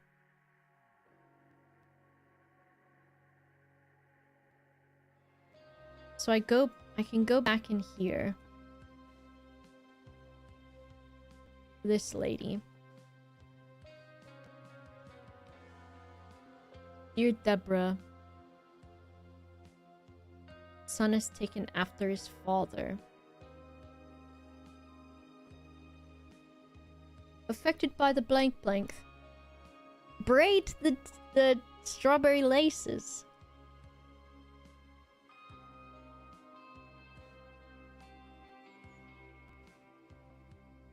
Bag me in. Bag me in.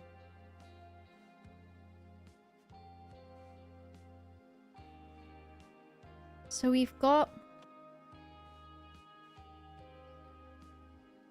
graduation ceremony at Imperial University. Perhaps that is it.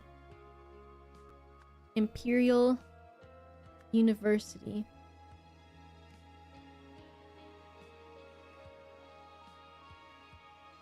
So this has to be a name. Or will it not let me? Will it let me do this? It does. So it has to be gray. Affected by the...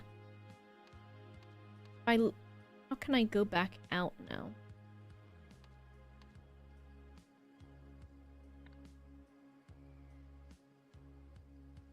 This? No, wrong one. Ah! The curse.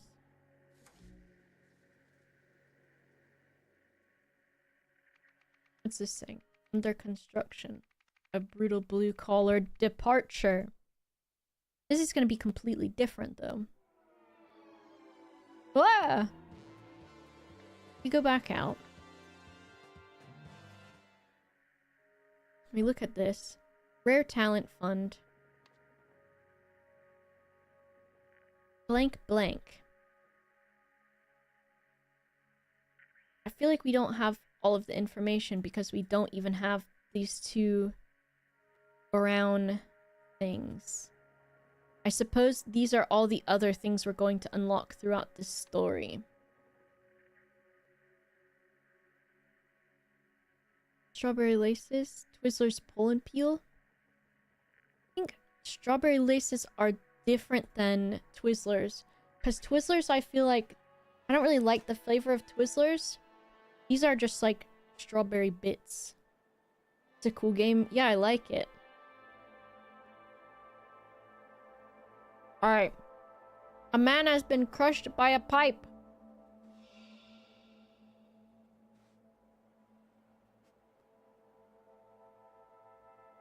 The man is not breathing. Foreman, fine. You and the boys can end your shift early today to watch the Peel game.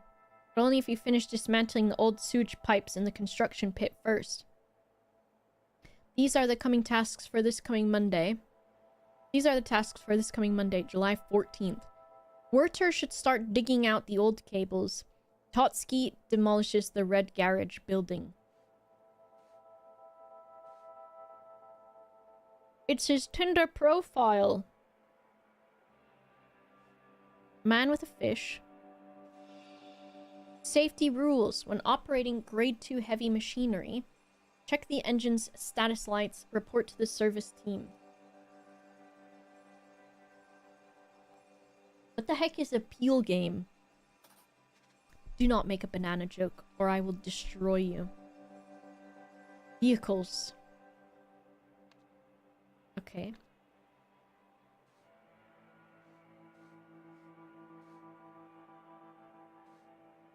Best bill. What? This guy's got a mug that says best and then his name on it?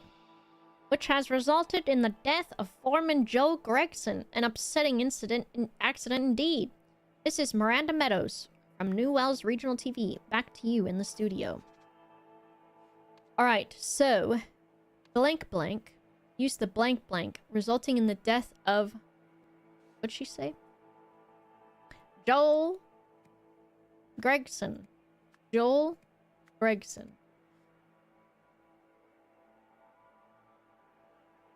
Following this, the body... Wait. Oh. Is there another person that was discovered?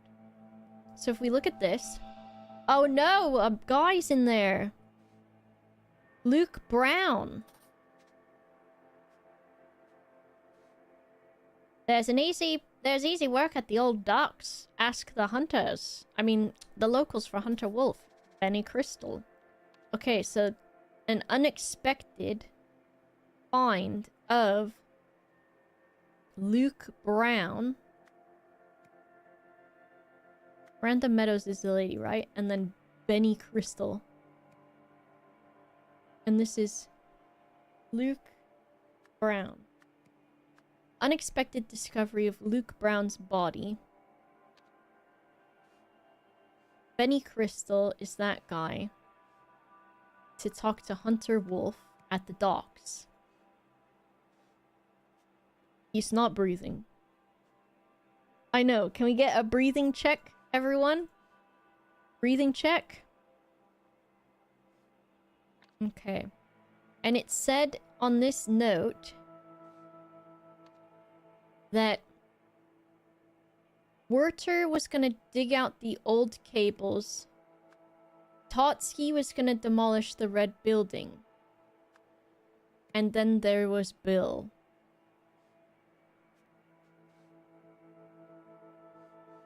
Bill was... Bill.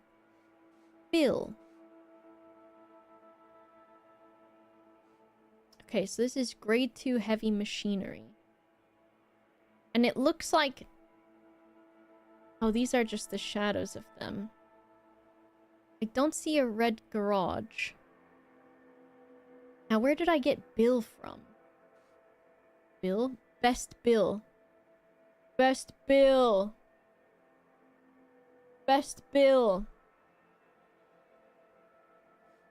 Alright, and we've got Best Bill. Bill, Totsky, and Werther. So Bill drives the orange truck.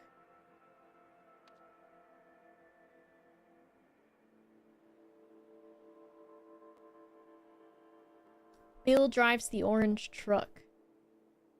Do you think this guy's got a picture of his own self in it, right? Because why would he have another... Unless maybe gay lovers or good friends. And then what did his note say?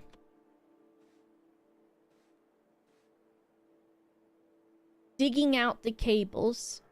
So this is a dig machine. I do believe. And demolishing. Digging. Demolishing. Digging. Digging was done by... Frick. Dig. Digging. Werther. Dig. Diggy diggy hole. Oh. What type of dig truck? Excavator. Demolisher? That looks like a cutter because it's got a pizza. It's got a pizza knife on it. The pizza knife. So the pizza knife. So someone was demolishing. That was Totsky. Totsky demolish. So we've got Werther, Totsky, and then Bill.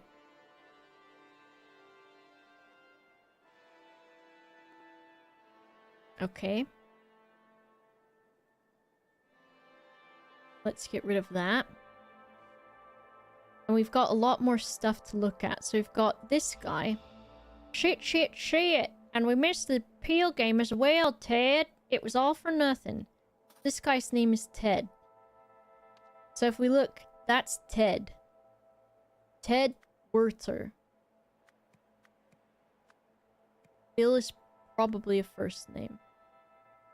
So Ted Werther on the excavator, demolisher, and cutter. Alright. So then we've got... Yeah, shit happens, Monty. Shit happens. So we've got a Monty. Monty, question mark, someone. I'm clicking. Imagine not using scissors. I know, scissors are actually the best way to cut a pizza. Look, my vehicle's been out of order since yesterday. I requested the repair team. You can check with head office. So this guy says that his machine's been out of business.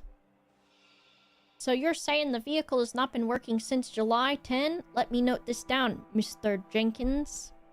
So I assume Bill Jenkins. And then we've got Roy Sampson is the detective.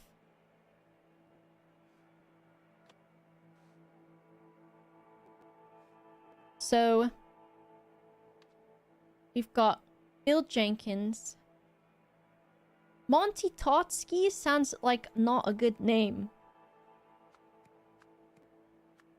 Monty Totsky. The spinny wheel guys, it's fun. Lauren, it's so much better to cut the pizza with a knife. And then... Roy, come here quick. We got another corpse. It's fresh, but there's something wrong with it. So we've got Inspector Ian Worth and Roy Sampson are policemen's. We've got a gun. This guy's got a gun in his pocket, though.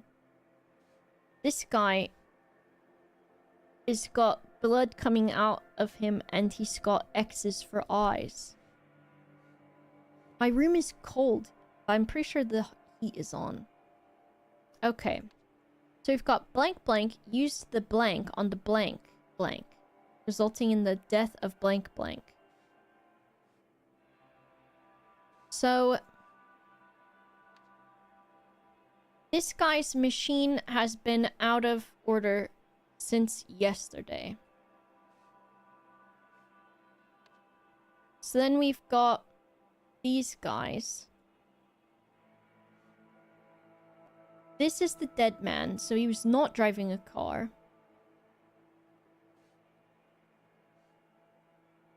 This guy's machine's got fucked up little legs. I don't know if it's always got the legs like that.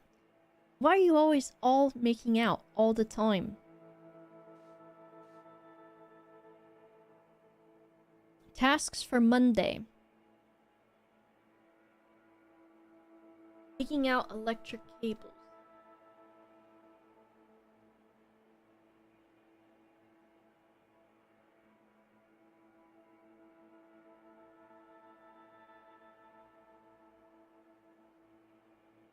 Why are you all loving each other so hard?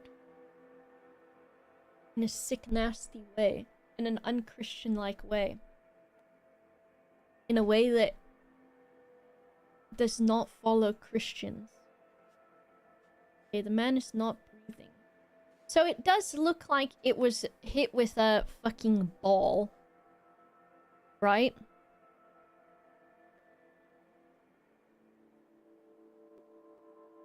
BRB.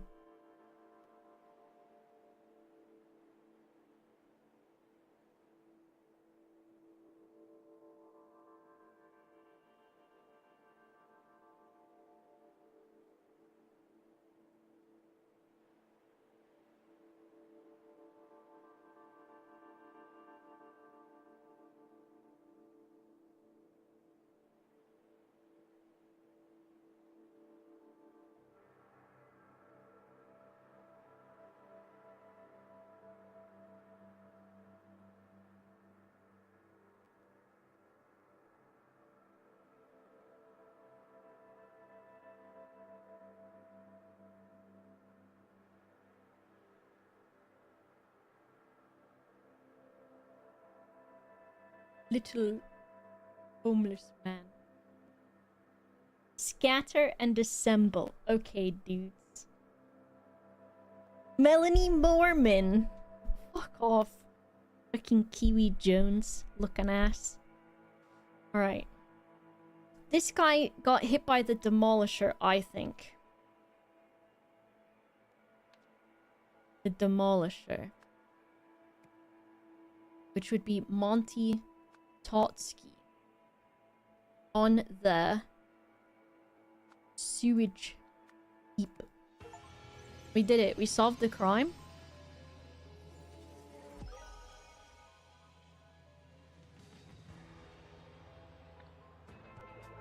Foreman Joel needed to remove a sewage pipe, but the cutter vehicle was out of order.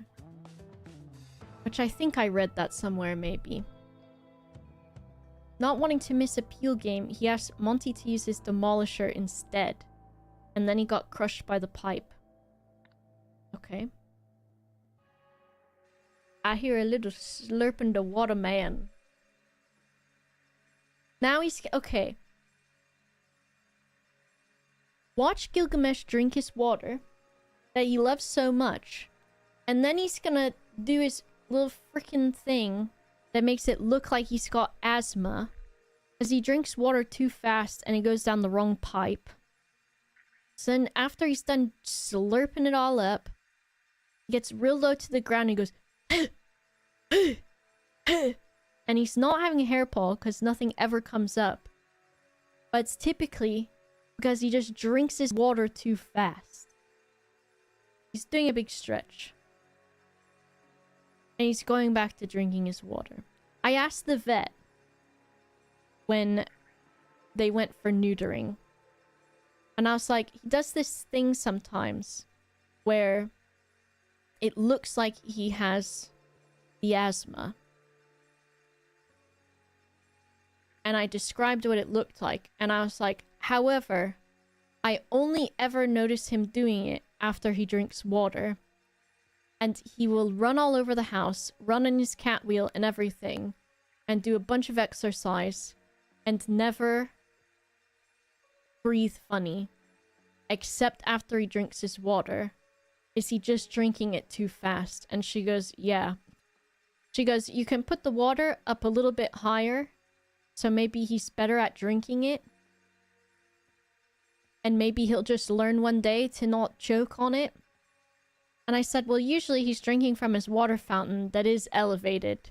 But he does like to drink directly from the spout of it. And she goes, oh, I guess maybe he'll just figure it out one day to stop choking. And I was like, okay. Look at him slurping, dude. Wait.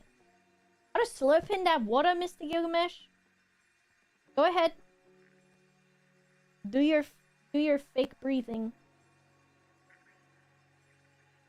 You might not do it because... Is he gonna? Are you gonna do it? Huh? You gonna show everyone your trick to make me panic? He's going back in the box.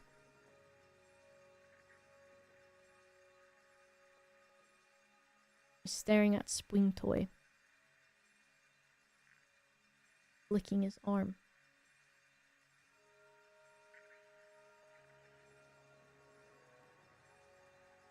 What are you doing, Mr. Chicken?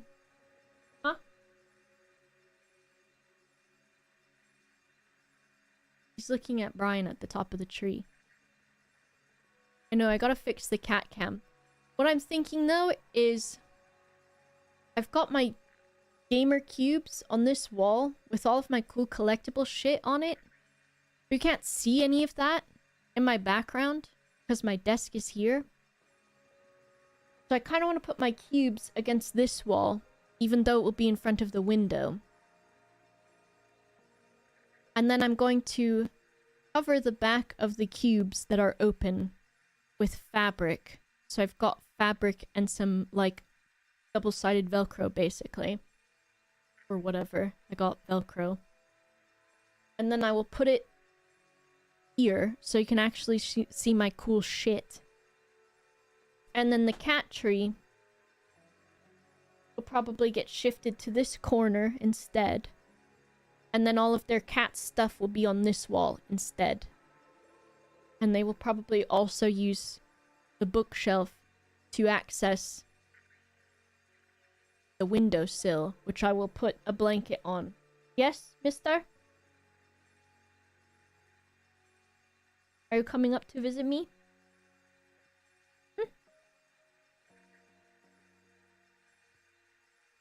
Come on, there, baby. Time is running out for you to make a decision to sit with me.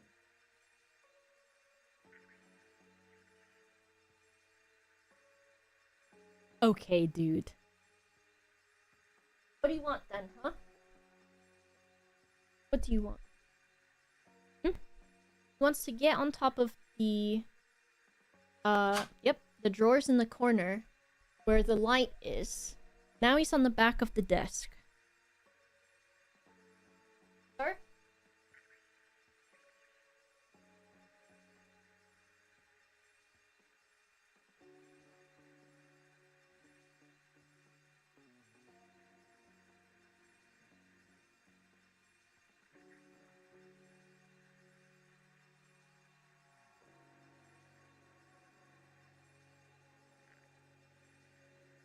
Sit here.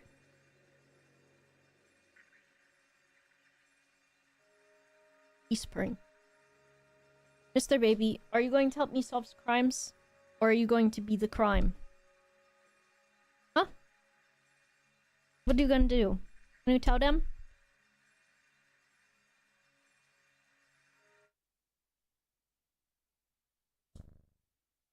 I turn the noise gate down.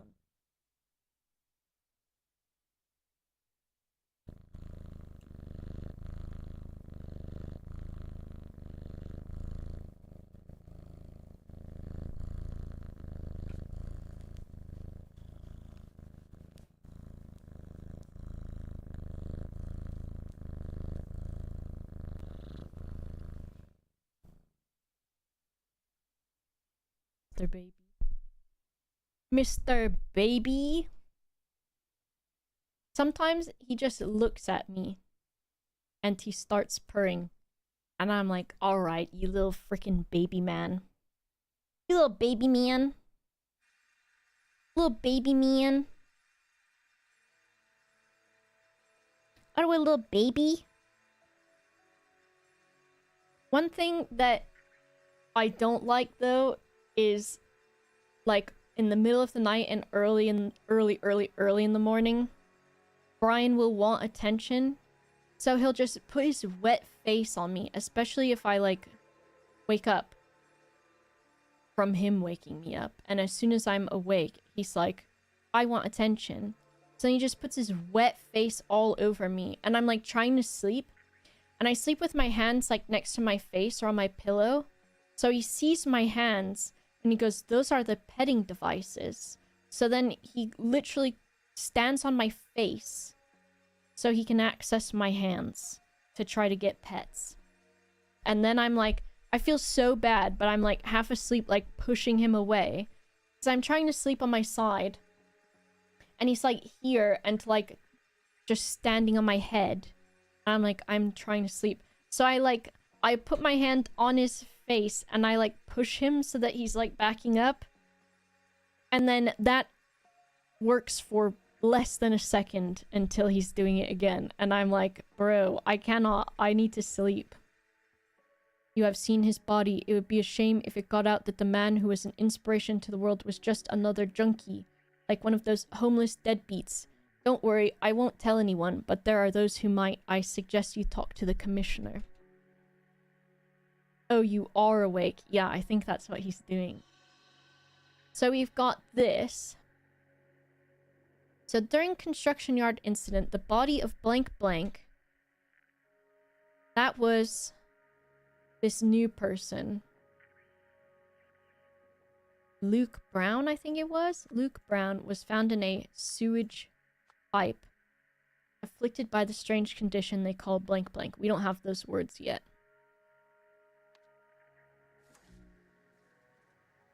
It was... It doesn't say which guy it is. Gilgamesh, thank you.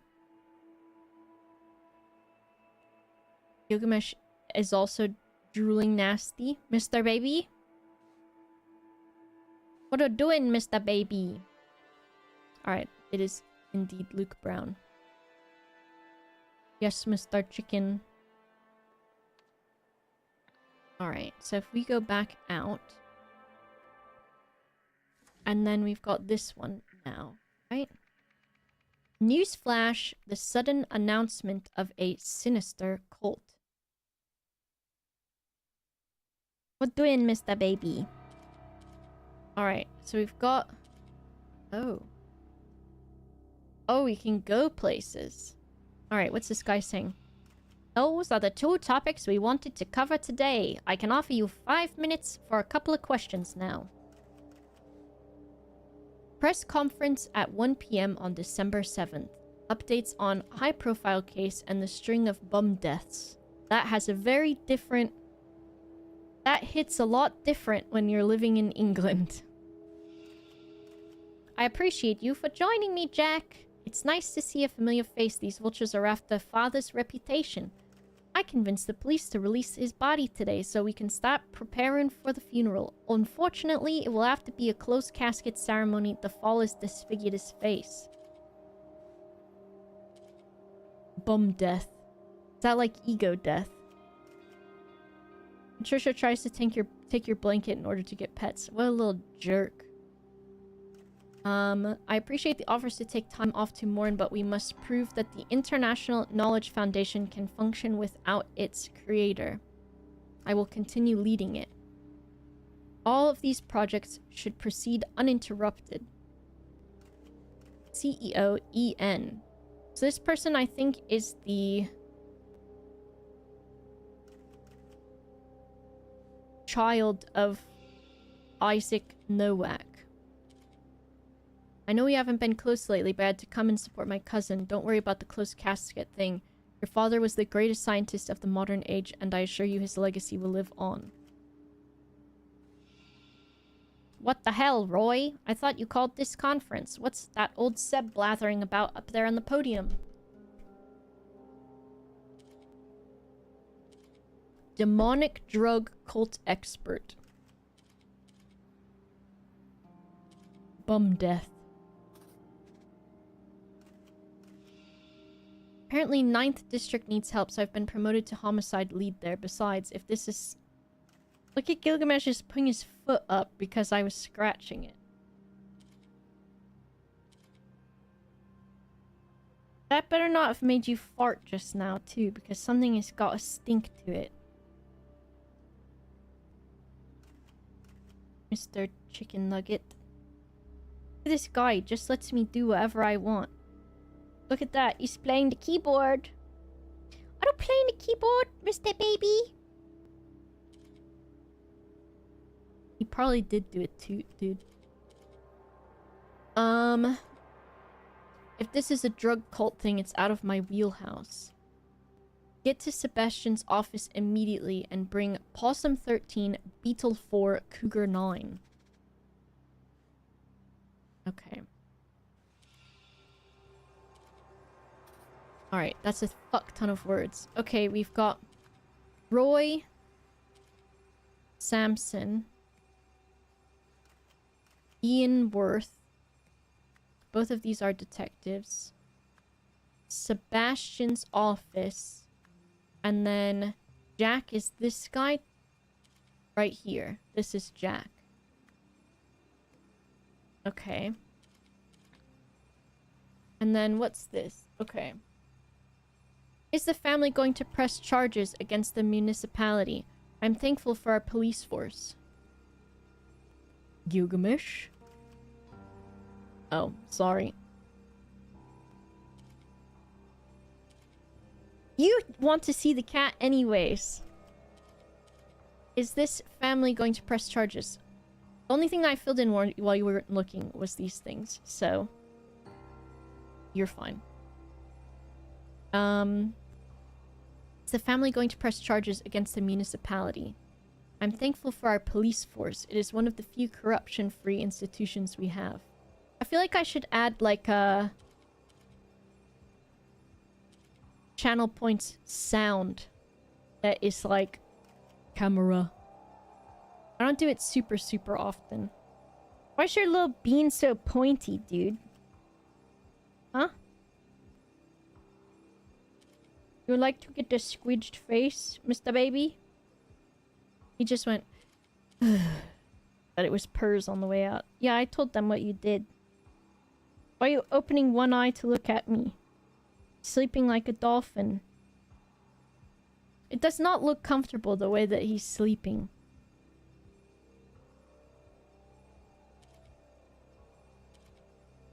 He's like...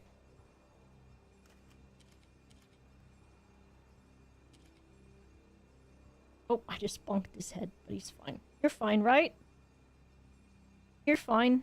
My dad after he hits my head on the doorway. Now you can't see him, though. He's a floppy man. Mr. Baby! What are you doing, little baby? What are you doing? I gotta put a bed up here, I think, for him. I'll record myself saying, hey, nice stream, jackass, and you can use that. Okay, I'm down with it. They said they're thankful for the police force, which is corruption-free. The death was an accident.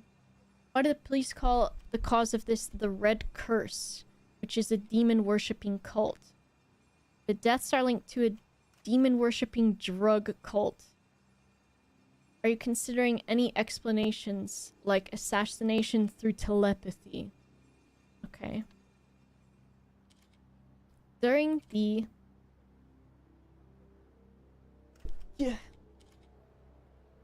conference, blank blank claimed that the case, whatever number, was a tragic accident. The case blank has a strong something connection. Drug connection? Cult connection? Something like that? Has it got this guy's name on here? No. That's what he say. Drug cult thing. Sebastian is up here on the podium. Sebastian. Something. Okay. Did we click everything here? We did. So if we go to this office... Ah!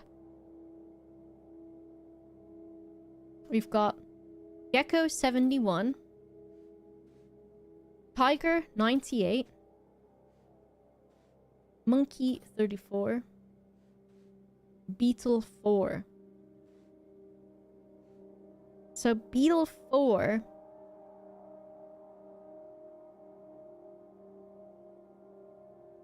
has like an X mark on them. Fuck off, that looks like Nosferatu. It does, though. Okay. A, B, C, and D. Asphyxiation with a rope. Blunt trauma to the back of the head. That looks like rope. Bullet wounds. And then these two... Oh, C. Okay, so C is blunt trauma. And then this one might be unknown. Okay. Natural causes? You might be right. Okay. Look at this. Why is this bird made of fucking... Alright, Lauren. Get ready for this reference. My one American that I am sure is American in the chat. Why he got the fucking 4-pack sweet Hawaiian rolls build?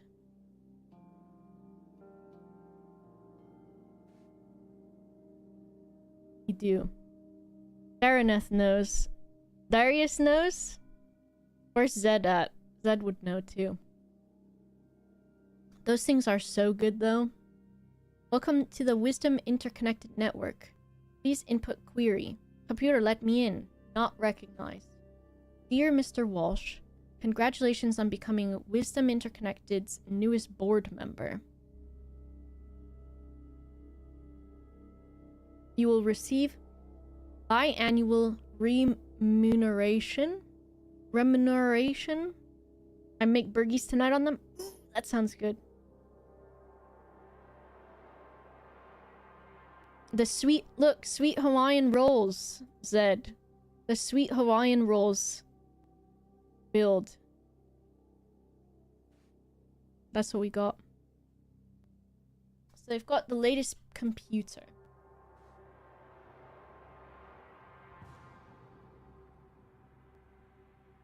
Case closed.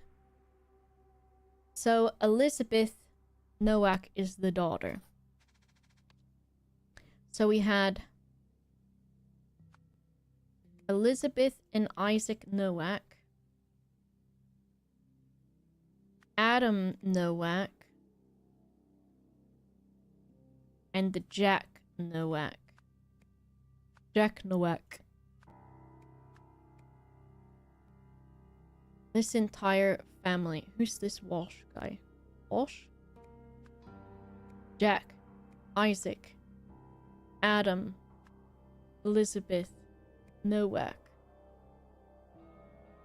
Did I miss the Nosferatu review? You did, Elliot. You did. You did. Okay, case closed, but it doesn't say which case it is, right? Possum I thought it said anal. Possum 13. Small canal case. Homeless individual alias Dirty William. Found in a container but clearly connected to Cougar 9. Okay. So, the case of Possum 13 has connections to Cougar 9,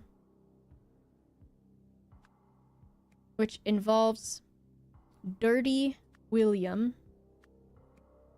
and is investigated by Roy Sampson.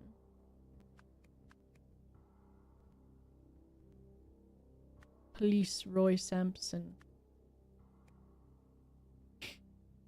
And then it was cause of death unknown.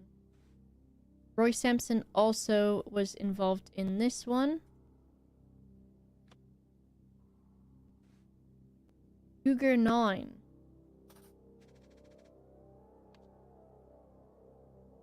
Oh. Alright, we've got... This is Elizabeth Nowak and Jack Nowak. And I've got to go back and look at those guys. Cougar 9 is the red curse cases. So we've got...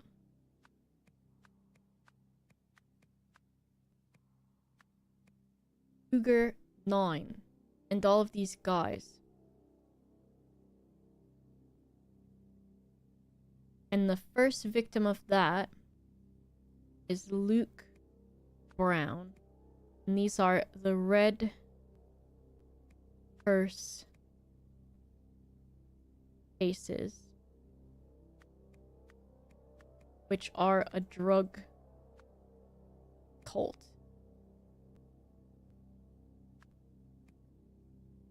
And then we've got Hunter Wolf connected to this, and Benny Bristol. Now, what did Walsh come from? Where did we get Walsh? Dear Mr. Walsh. Is this Sebastian, maybe? Sebastian's last name? Blah! Scary man discovered with a K on his neck. Victim. A picture of... This has gotta be Dirty William. Is linked to the red curse. Alright, so if we look at this again. And it was... this one, maybe. Dirty William. A bigger notepad, I know, right? Well, I could have used up here, too. But since it was filling in... I think this must be Dirty William. Clearly connected to... Oh, is this... the Red Curse, which is Cougar 9. And then if we go... back here again... Table... So this guy is Beetle 4. Beetle 4 is... I thought... Okay, so this is not Dirty William, right? Because Beetle 4 is a different guy. And Dirty William was Possum 13. Right? Beetle 4. This would be the case of Beetle 4? So if I go back upstairs again and look...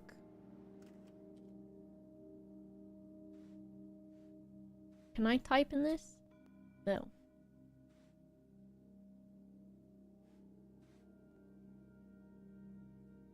Possum 13. So Cougar 9 are the Red Curse cases.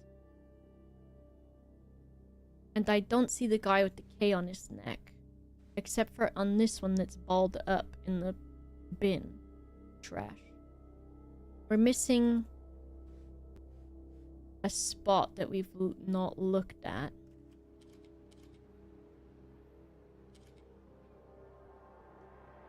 Is it in here?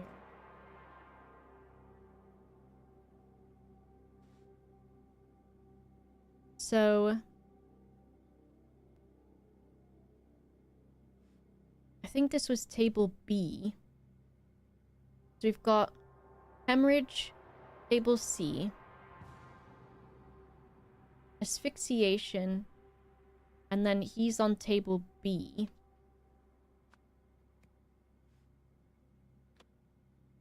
And then what thing have I not clicked on yet?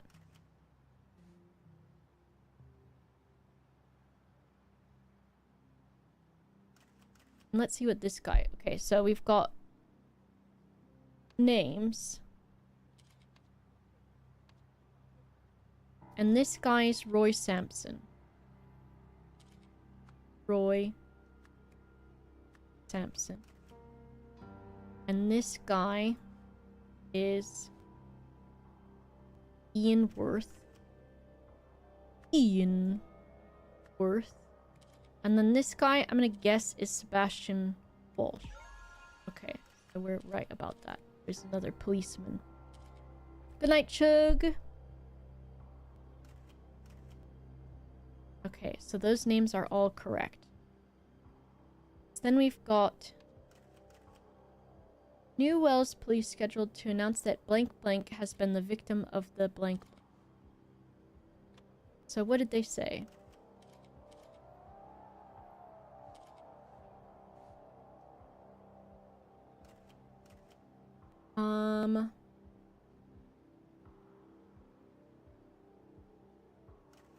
A tragic accident.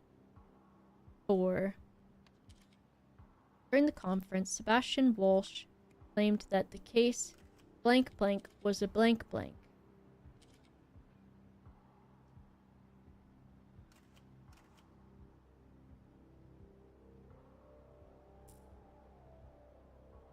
This is drug connection.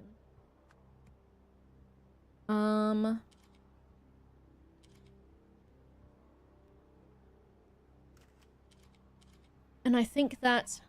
Which one is that? Beetle 4, perhaps? I think.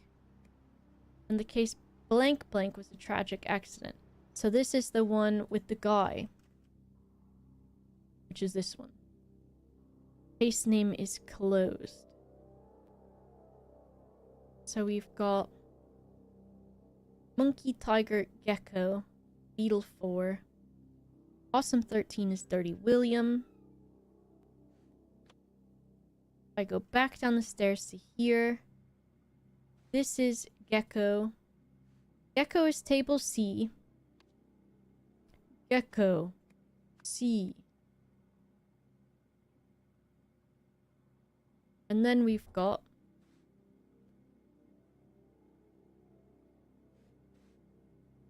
Tiger 98. Tiger 98 is table A. And then we've got Monkey 34 is the rope one, D. And then this one is B, which is Cougar 9. Tiger 98 looks just like you. Champ. Why do you look like Nosferatu?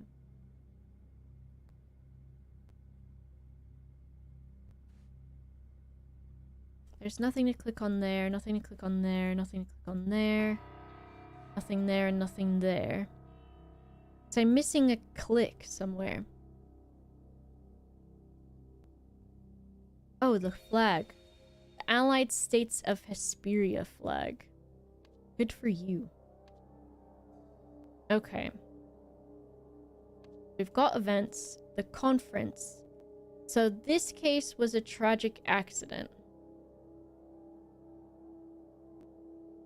Tragic accident, right? Now, which case was that? Was it this person who had the blunt force trauma on the back of the head? Which I would assume would be from falling over. And that was C. 2 or fewer incorrect.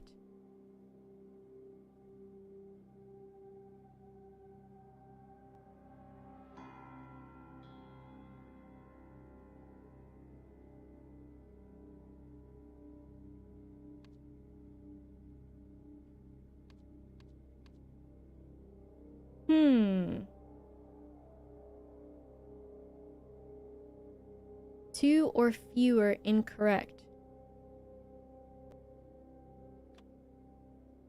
If we look at this guy, he's got some like stringy hair.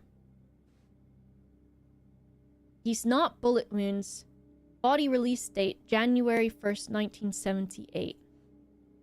If I go back here again and look at this guy, that kind of makes sense, I suppose. And it looks like he hit his head. So it feels like that answer that I put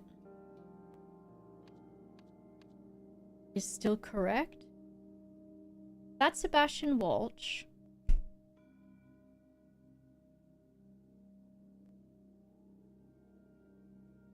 And then we need to find this guy with the K on his neck is Beetle 4, so that should be correct too. And if we look at what they said, as the commissioner said, the death was a tragic accident. Chickenpox, maybe. Okay, and then so if we look at this, this case has a strong... Is there cult connection?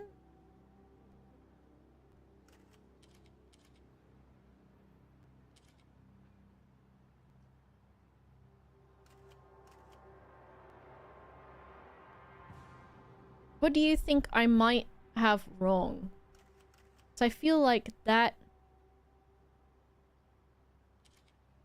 Do you think... But curse is like a capital word, which is strange.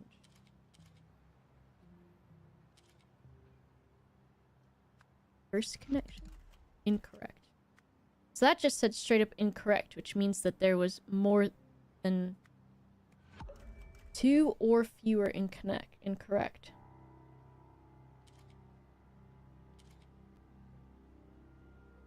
This guy is definitely Sebastian Walsh, right? Because we've got names. And that's Sebastian Walsh. Hello, Mito Choco. Claimed that Gecko 71 was a tragic accident. That sounds correct. And then the case of Beetle 4. Or is it gonna be Cougar 9? No. So when I did that, it still said that 2 or fewer were incorrect.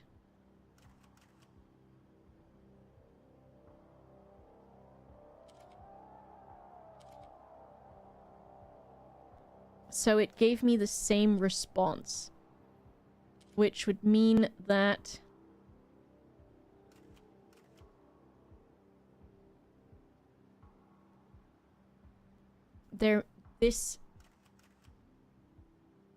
what would that mean? Would it mean this is incorrect? Alright, let's go look. So we've got this. Beetle 4. And what was this person's name?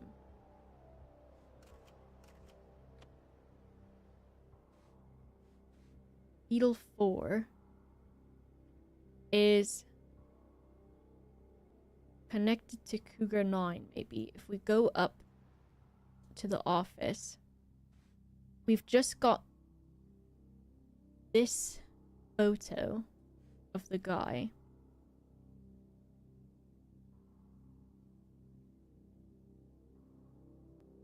And that must be this guy, I guess. Luke Brown? If I put Luke Brown here. So maybe it's not Beetle 4.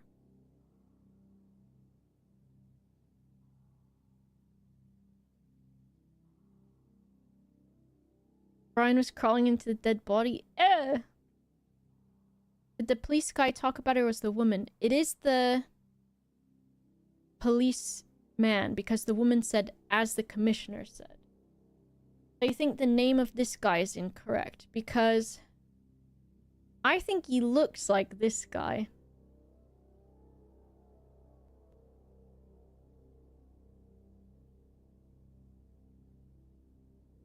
Is it Beetle 4 is incorrect?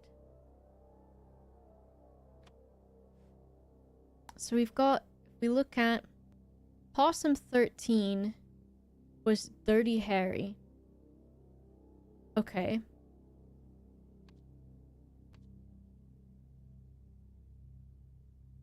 Which was connected to Cougar 9. Or Dirty William, I mean, not Dirty Harry.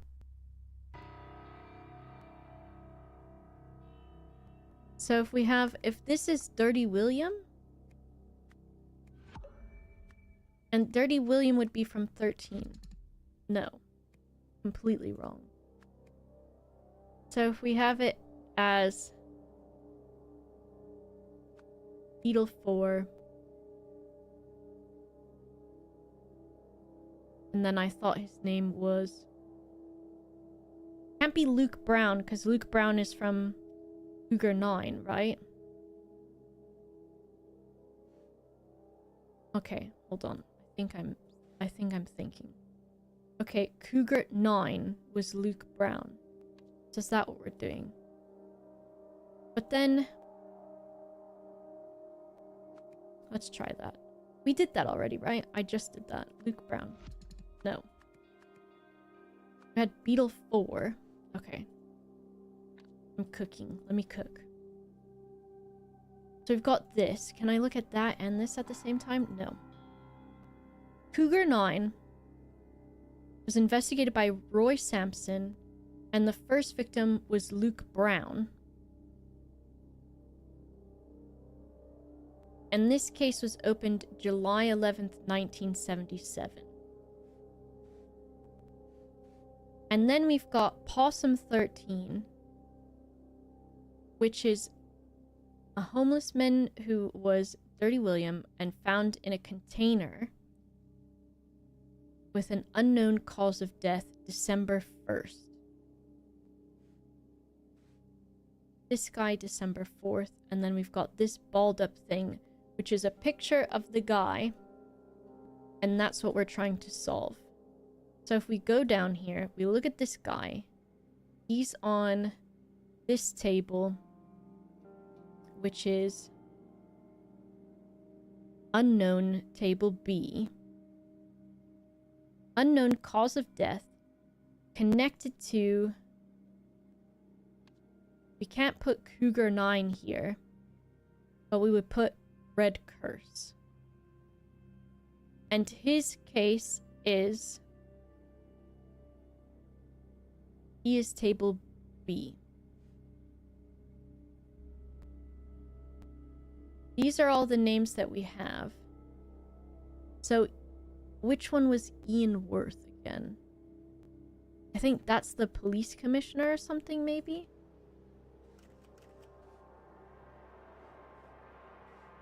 That's the woman. If we look at the names... Oh, Ian Worth is this guy. So he's friends with Roy Sampson. Well, he's just another policeman. Ian Worth. And then Sebastian Walsh is the, like, commissioner. And this is all of the Nowak family.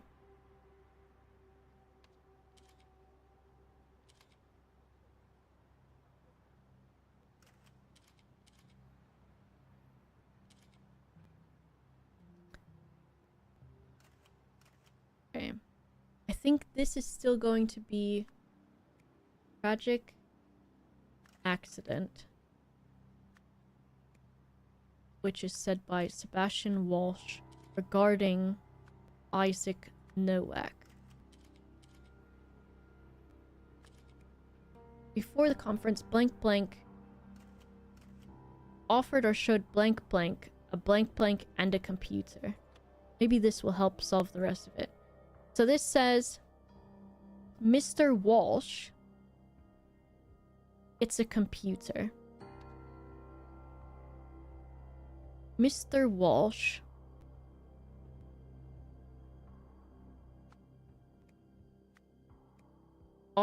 was offered a computer. A blank blank and a computer. A blank blank.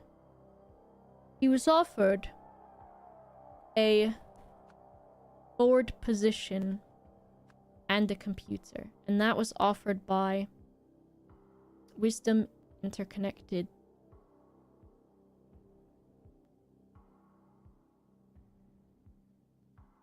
Should have to be another name.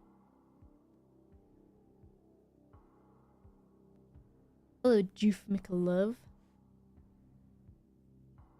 So, he's trying to get into the computer and he can't.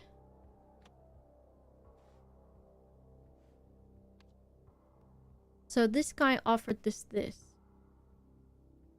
And that this had been a victim of the blank blank. If I go back out, let's see what they're saying again. Go to Sebastian's office and bring these case files of yours. So, Roy's been involved in all 3 of these cases. Possum 13, Beetle 4, and Cougar 9. Now what's this man saying? I thought you called this conference. Okay.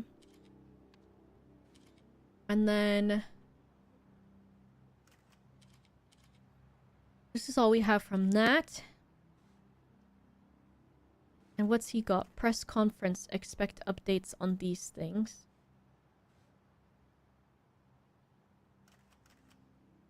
I convinced the police to release his body today.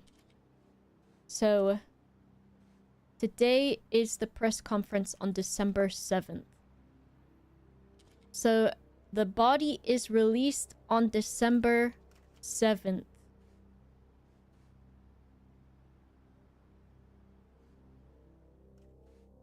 Body released on December 7th. Where did we see another thing that said something like that? So his body got released 3 days later.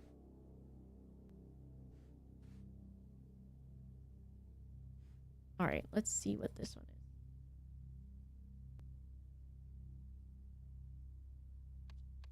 Okay, so Roy's, if we look at Roy's other cases, he had Possum 13, Beetle 4, and Cougar 9. So Beetle 4, if that belonged to Roy, should be this guy, because it was led by Roy Sampson. So Beetle 4, right? Did I get it fucked up? Did I get it backwards? Beetle 4 was a tragic accident. And that Cougar 9? Okay, there we go. So Beetle 4 has to do with the Noax. Okay. Got that. So then, this is not Beetle 4. This is... Let's see.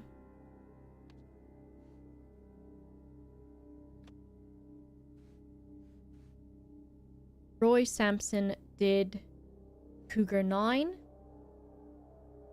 Awesome 13, and Beetle 4. Okay. Beetle, Cougar, Possum. Beetle, Cougar, Possum. So this, I think, was... Actually, if we go back down to the morgue.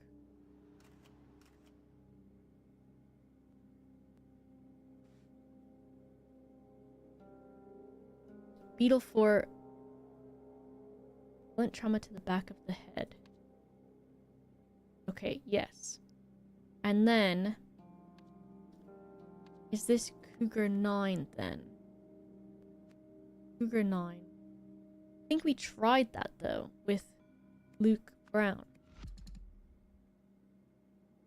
And that is on table B. So this is... Those three are straight up incorrect, I believe.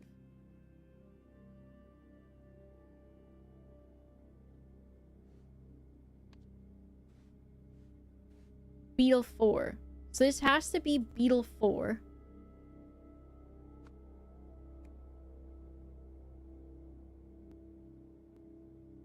If that's true, though...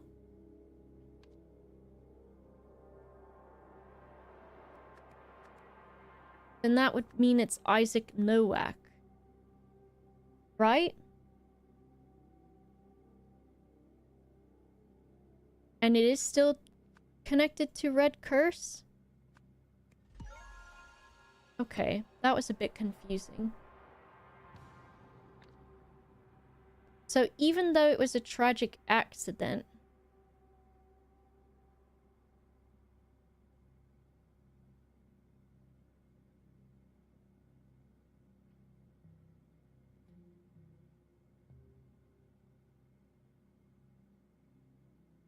so what they're doing is covering it up, right? So they were going to announce that he'd been a victim of the Red Curse, right? Maybe? Andy, thanks for the 65 months. So would it be that... of the Red Curse? Isaac Nowak. And then someone offered him a board position and a computer. Would that have been... We go back out and look. I assure you his legacy will live on. These vultures. I convinced the police to release his body today. Okay. So she's the CEO of this company that offered him a computer. And her name is Elizabeth Nowak. Okay. We got all of those right. Oh, jeez. That was a lot of detecting.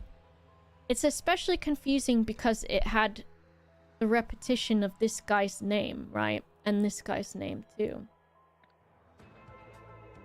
The day the conference was announced, Elizabeth Nowak visited Police Commissioner and offered him a lucrative board position in her foundation.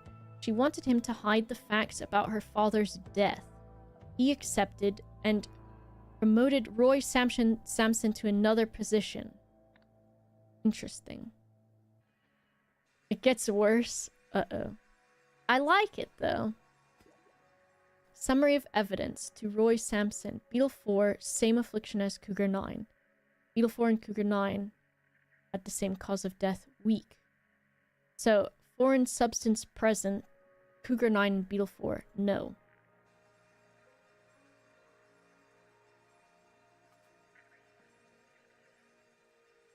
And so they're saying that he was a junkie. Look, so we've got a bunch of this.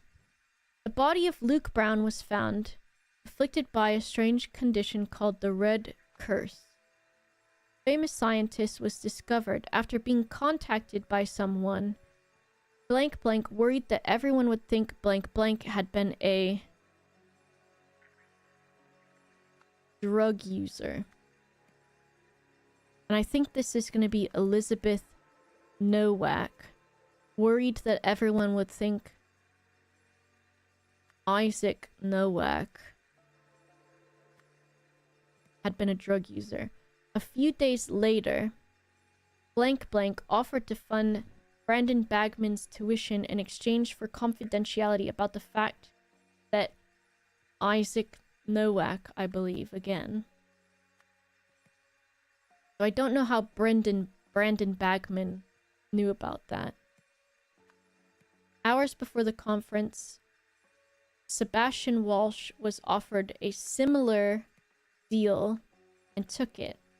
A laboratory investigation found blank blank that either blank blank victim had been a blank blank. Had found weak evidence that either murder victim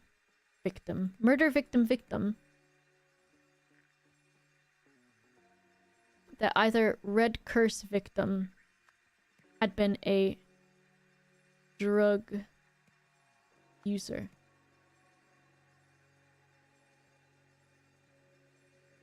I'll see if it's Elizabeth again. What about Jack? Piss. We're close. Brandon didn't know his parents found the body, so they were bribed to be quiet. I see.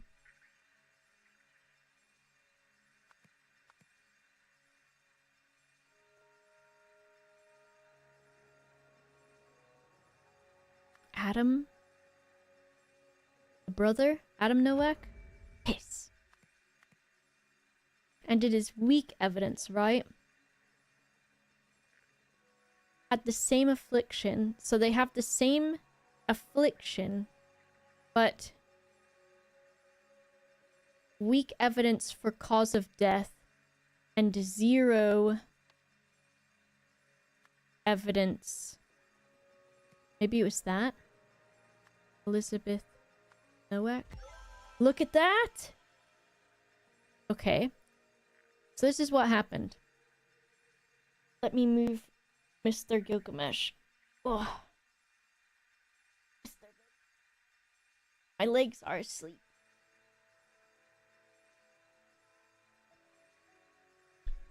During a construction yard accident, the body of Luke Brown was found in a sewage pipe, afflicted by the strange condition that police named the Red Curse. A few months later, famous scientist Isaac Nowak was discovered by the Bagman couple. And after being contacted by someone, Elizabeth Nowak worried that everyone would think that her father, Isaac Nowak, had been a drug user. A few days later, she offered to fund Brendan Bagman's tuition for confidentiality about the fact that her father had been affected by the Red Curse. Before the conference, the policeman was offered a similar deal and took it. However, the laboratory investigation found zero evidence that either Red Curse victim had been a drug user. What is this now? So here's, oh, I could have read this, I guess. Mr. Gilgamesh. Mr. Baby Chicken. Mr. Chicken, Mr. Chicken, Mr. Baby Chicken. 100 chickens on the wall. 100 little chickens.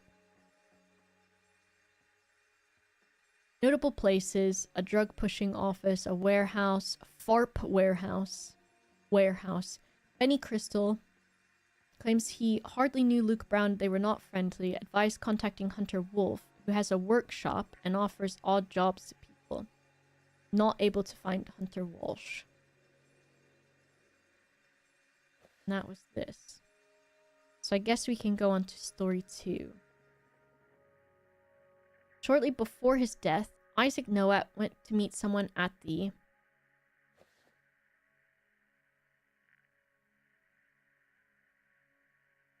If I look in the construction place, we get the answer.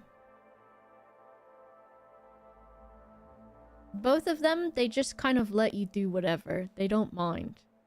Old docks. At the old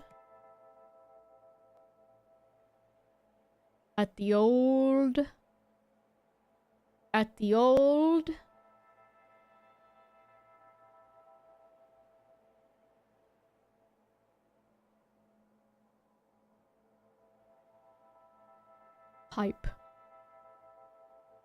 At the old docks. Is that the Steelside warehouse then? We go back out. A different guy. That was Luke Brown in the pipe though, right? Oh, Isaac Noat meant to meet someone. Okay, at the... He has a letter in his pocket, I think.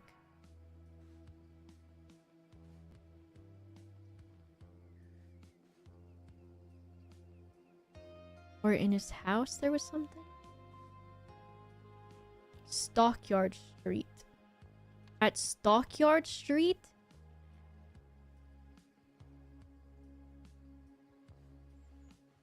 Is that in his pocket? Does it say Stockyard Street on any of these contacts? No.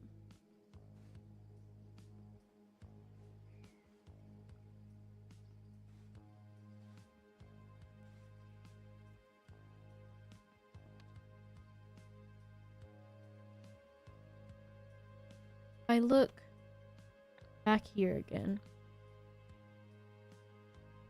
You snuggling man. Stockyard Street. All of these are Stockyard Street.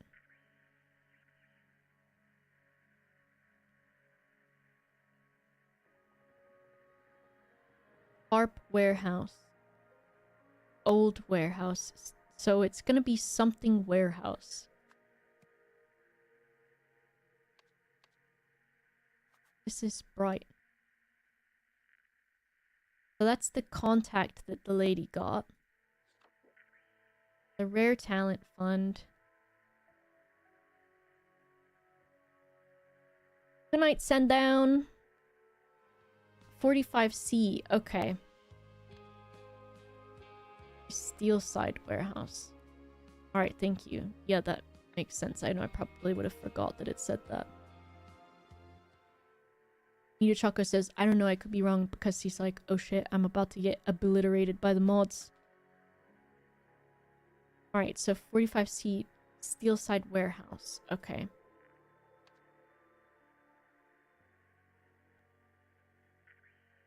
A few days later, someone connected to the blank blank provoked blank blank into bribing blank blank, who stopped the investigation into blank blank's death. Blank blank.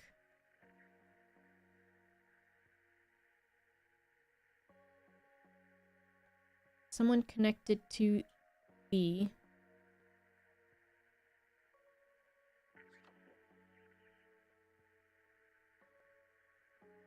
Provoked blank blank. Provoked Elizabeth Nowak into bribing...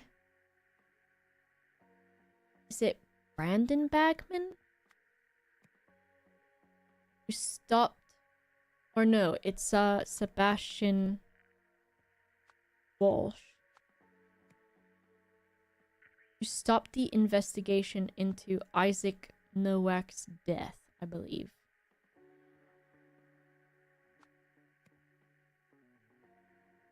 And this was to the... I think it's, what, Imperial University?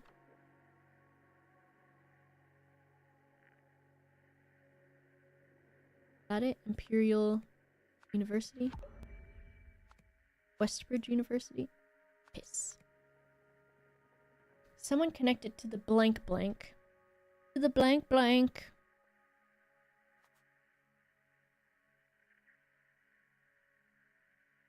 Provoked Elizabeth Nowak into bribing Sebastian Walsh to stop the investigation into his death. Connected to the...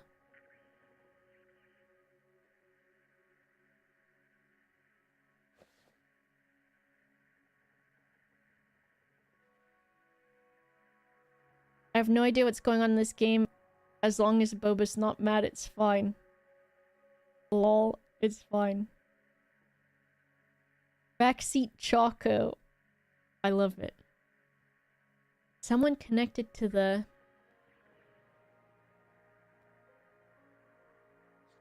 Which university is it?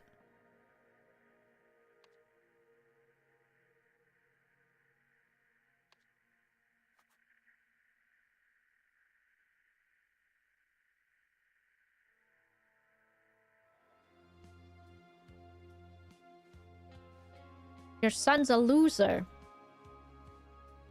Oh, it says on this guy's body. Imperial University, but that was incorrect, I believe.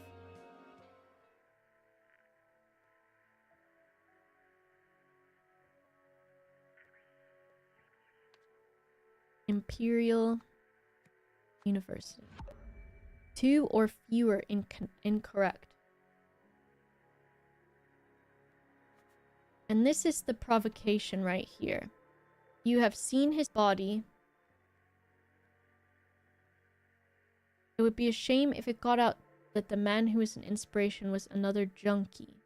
I won't tell anyone, but there are those who might. I suggest you talk to the commissioner. I feel like this is correct. Or someone connected. They're not connected to the Imperial University, actually. Would it be to the Steel Side warehouse? Okay. Got a big stretch, Mr. Baby. Okay, so we've done that. I can take this gilded brass trinket for scrap metal. You can have 3 sous for it to call yourself lucky. Uh-oh. It's a weird idol of hell. And gold. And helicopters that are dragonflies. Alright, so we have story number 2. We'll save it for next time, though. Because I am hungry. And Gilgamesh has made my arm fall asleep. But I cannot move. Can you see him? What an actual baby, dude. What an actual baby. So yeah, we'll continue that. So if you enjoyed that, there will be more next time. Which is tomorrow evening? I don't know what I'm gonna have for dinner. I might just order some takeaway, because I don't know what I have here. And also I have so many dishes that I don't feel like doing in order to make something. And that's the life I'm living right now, if I'm being completely honest. Look at me. I'm just like you. Look at that. I say as if I'm a millionaire. I am not. Alright, let me see who else is streaming. I am not a millionaire.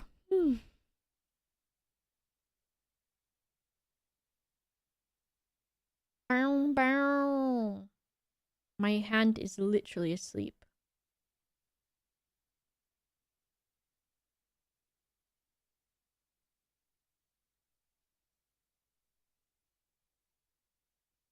Thank you for hanging out with me.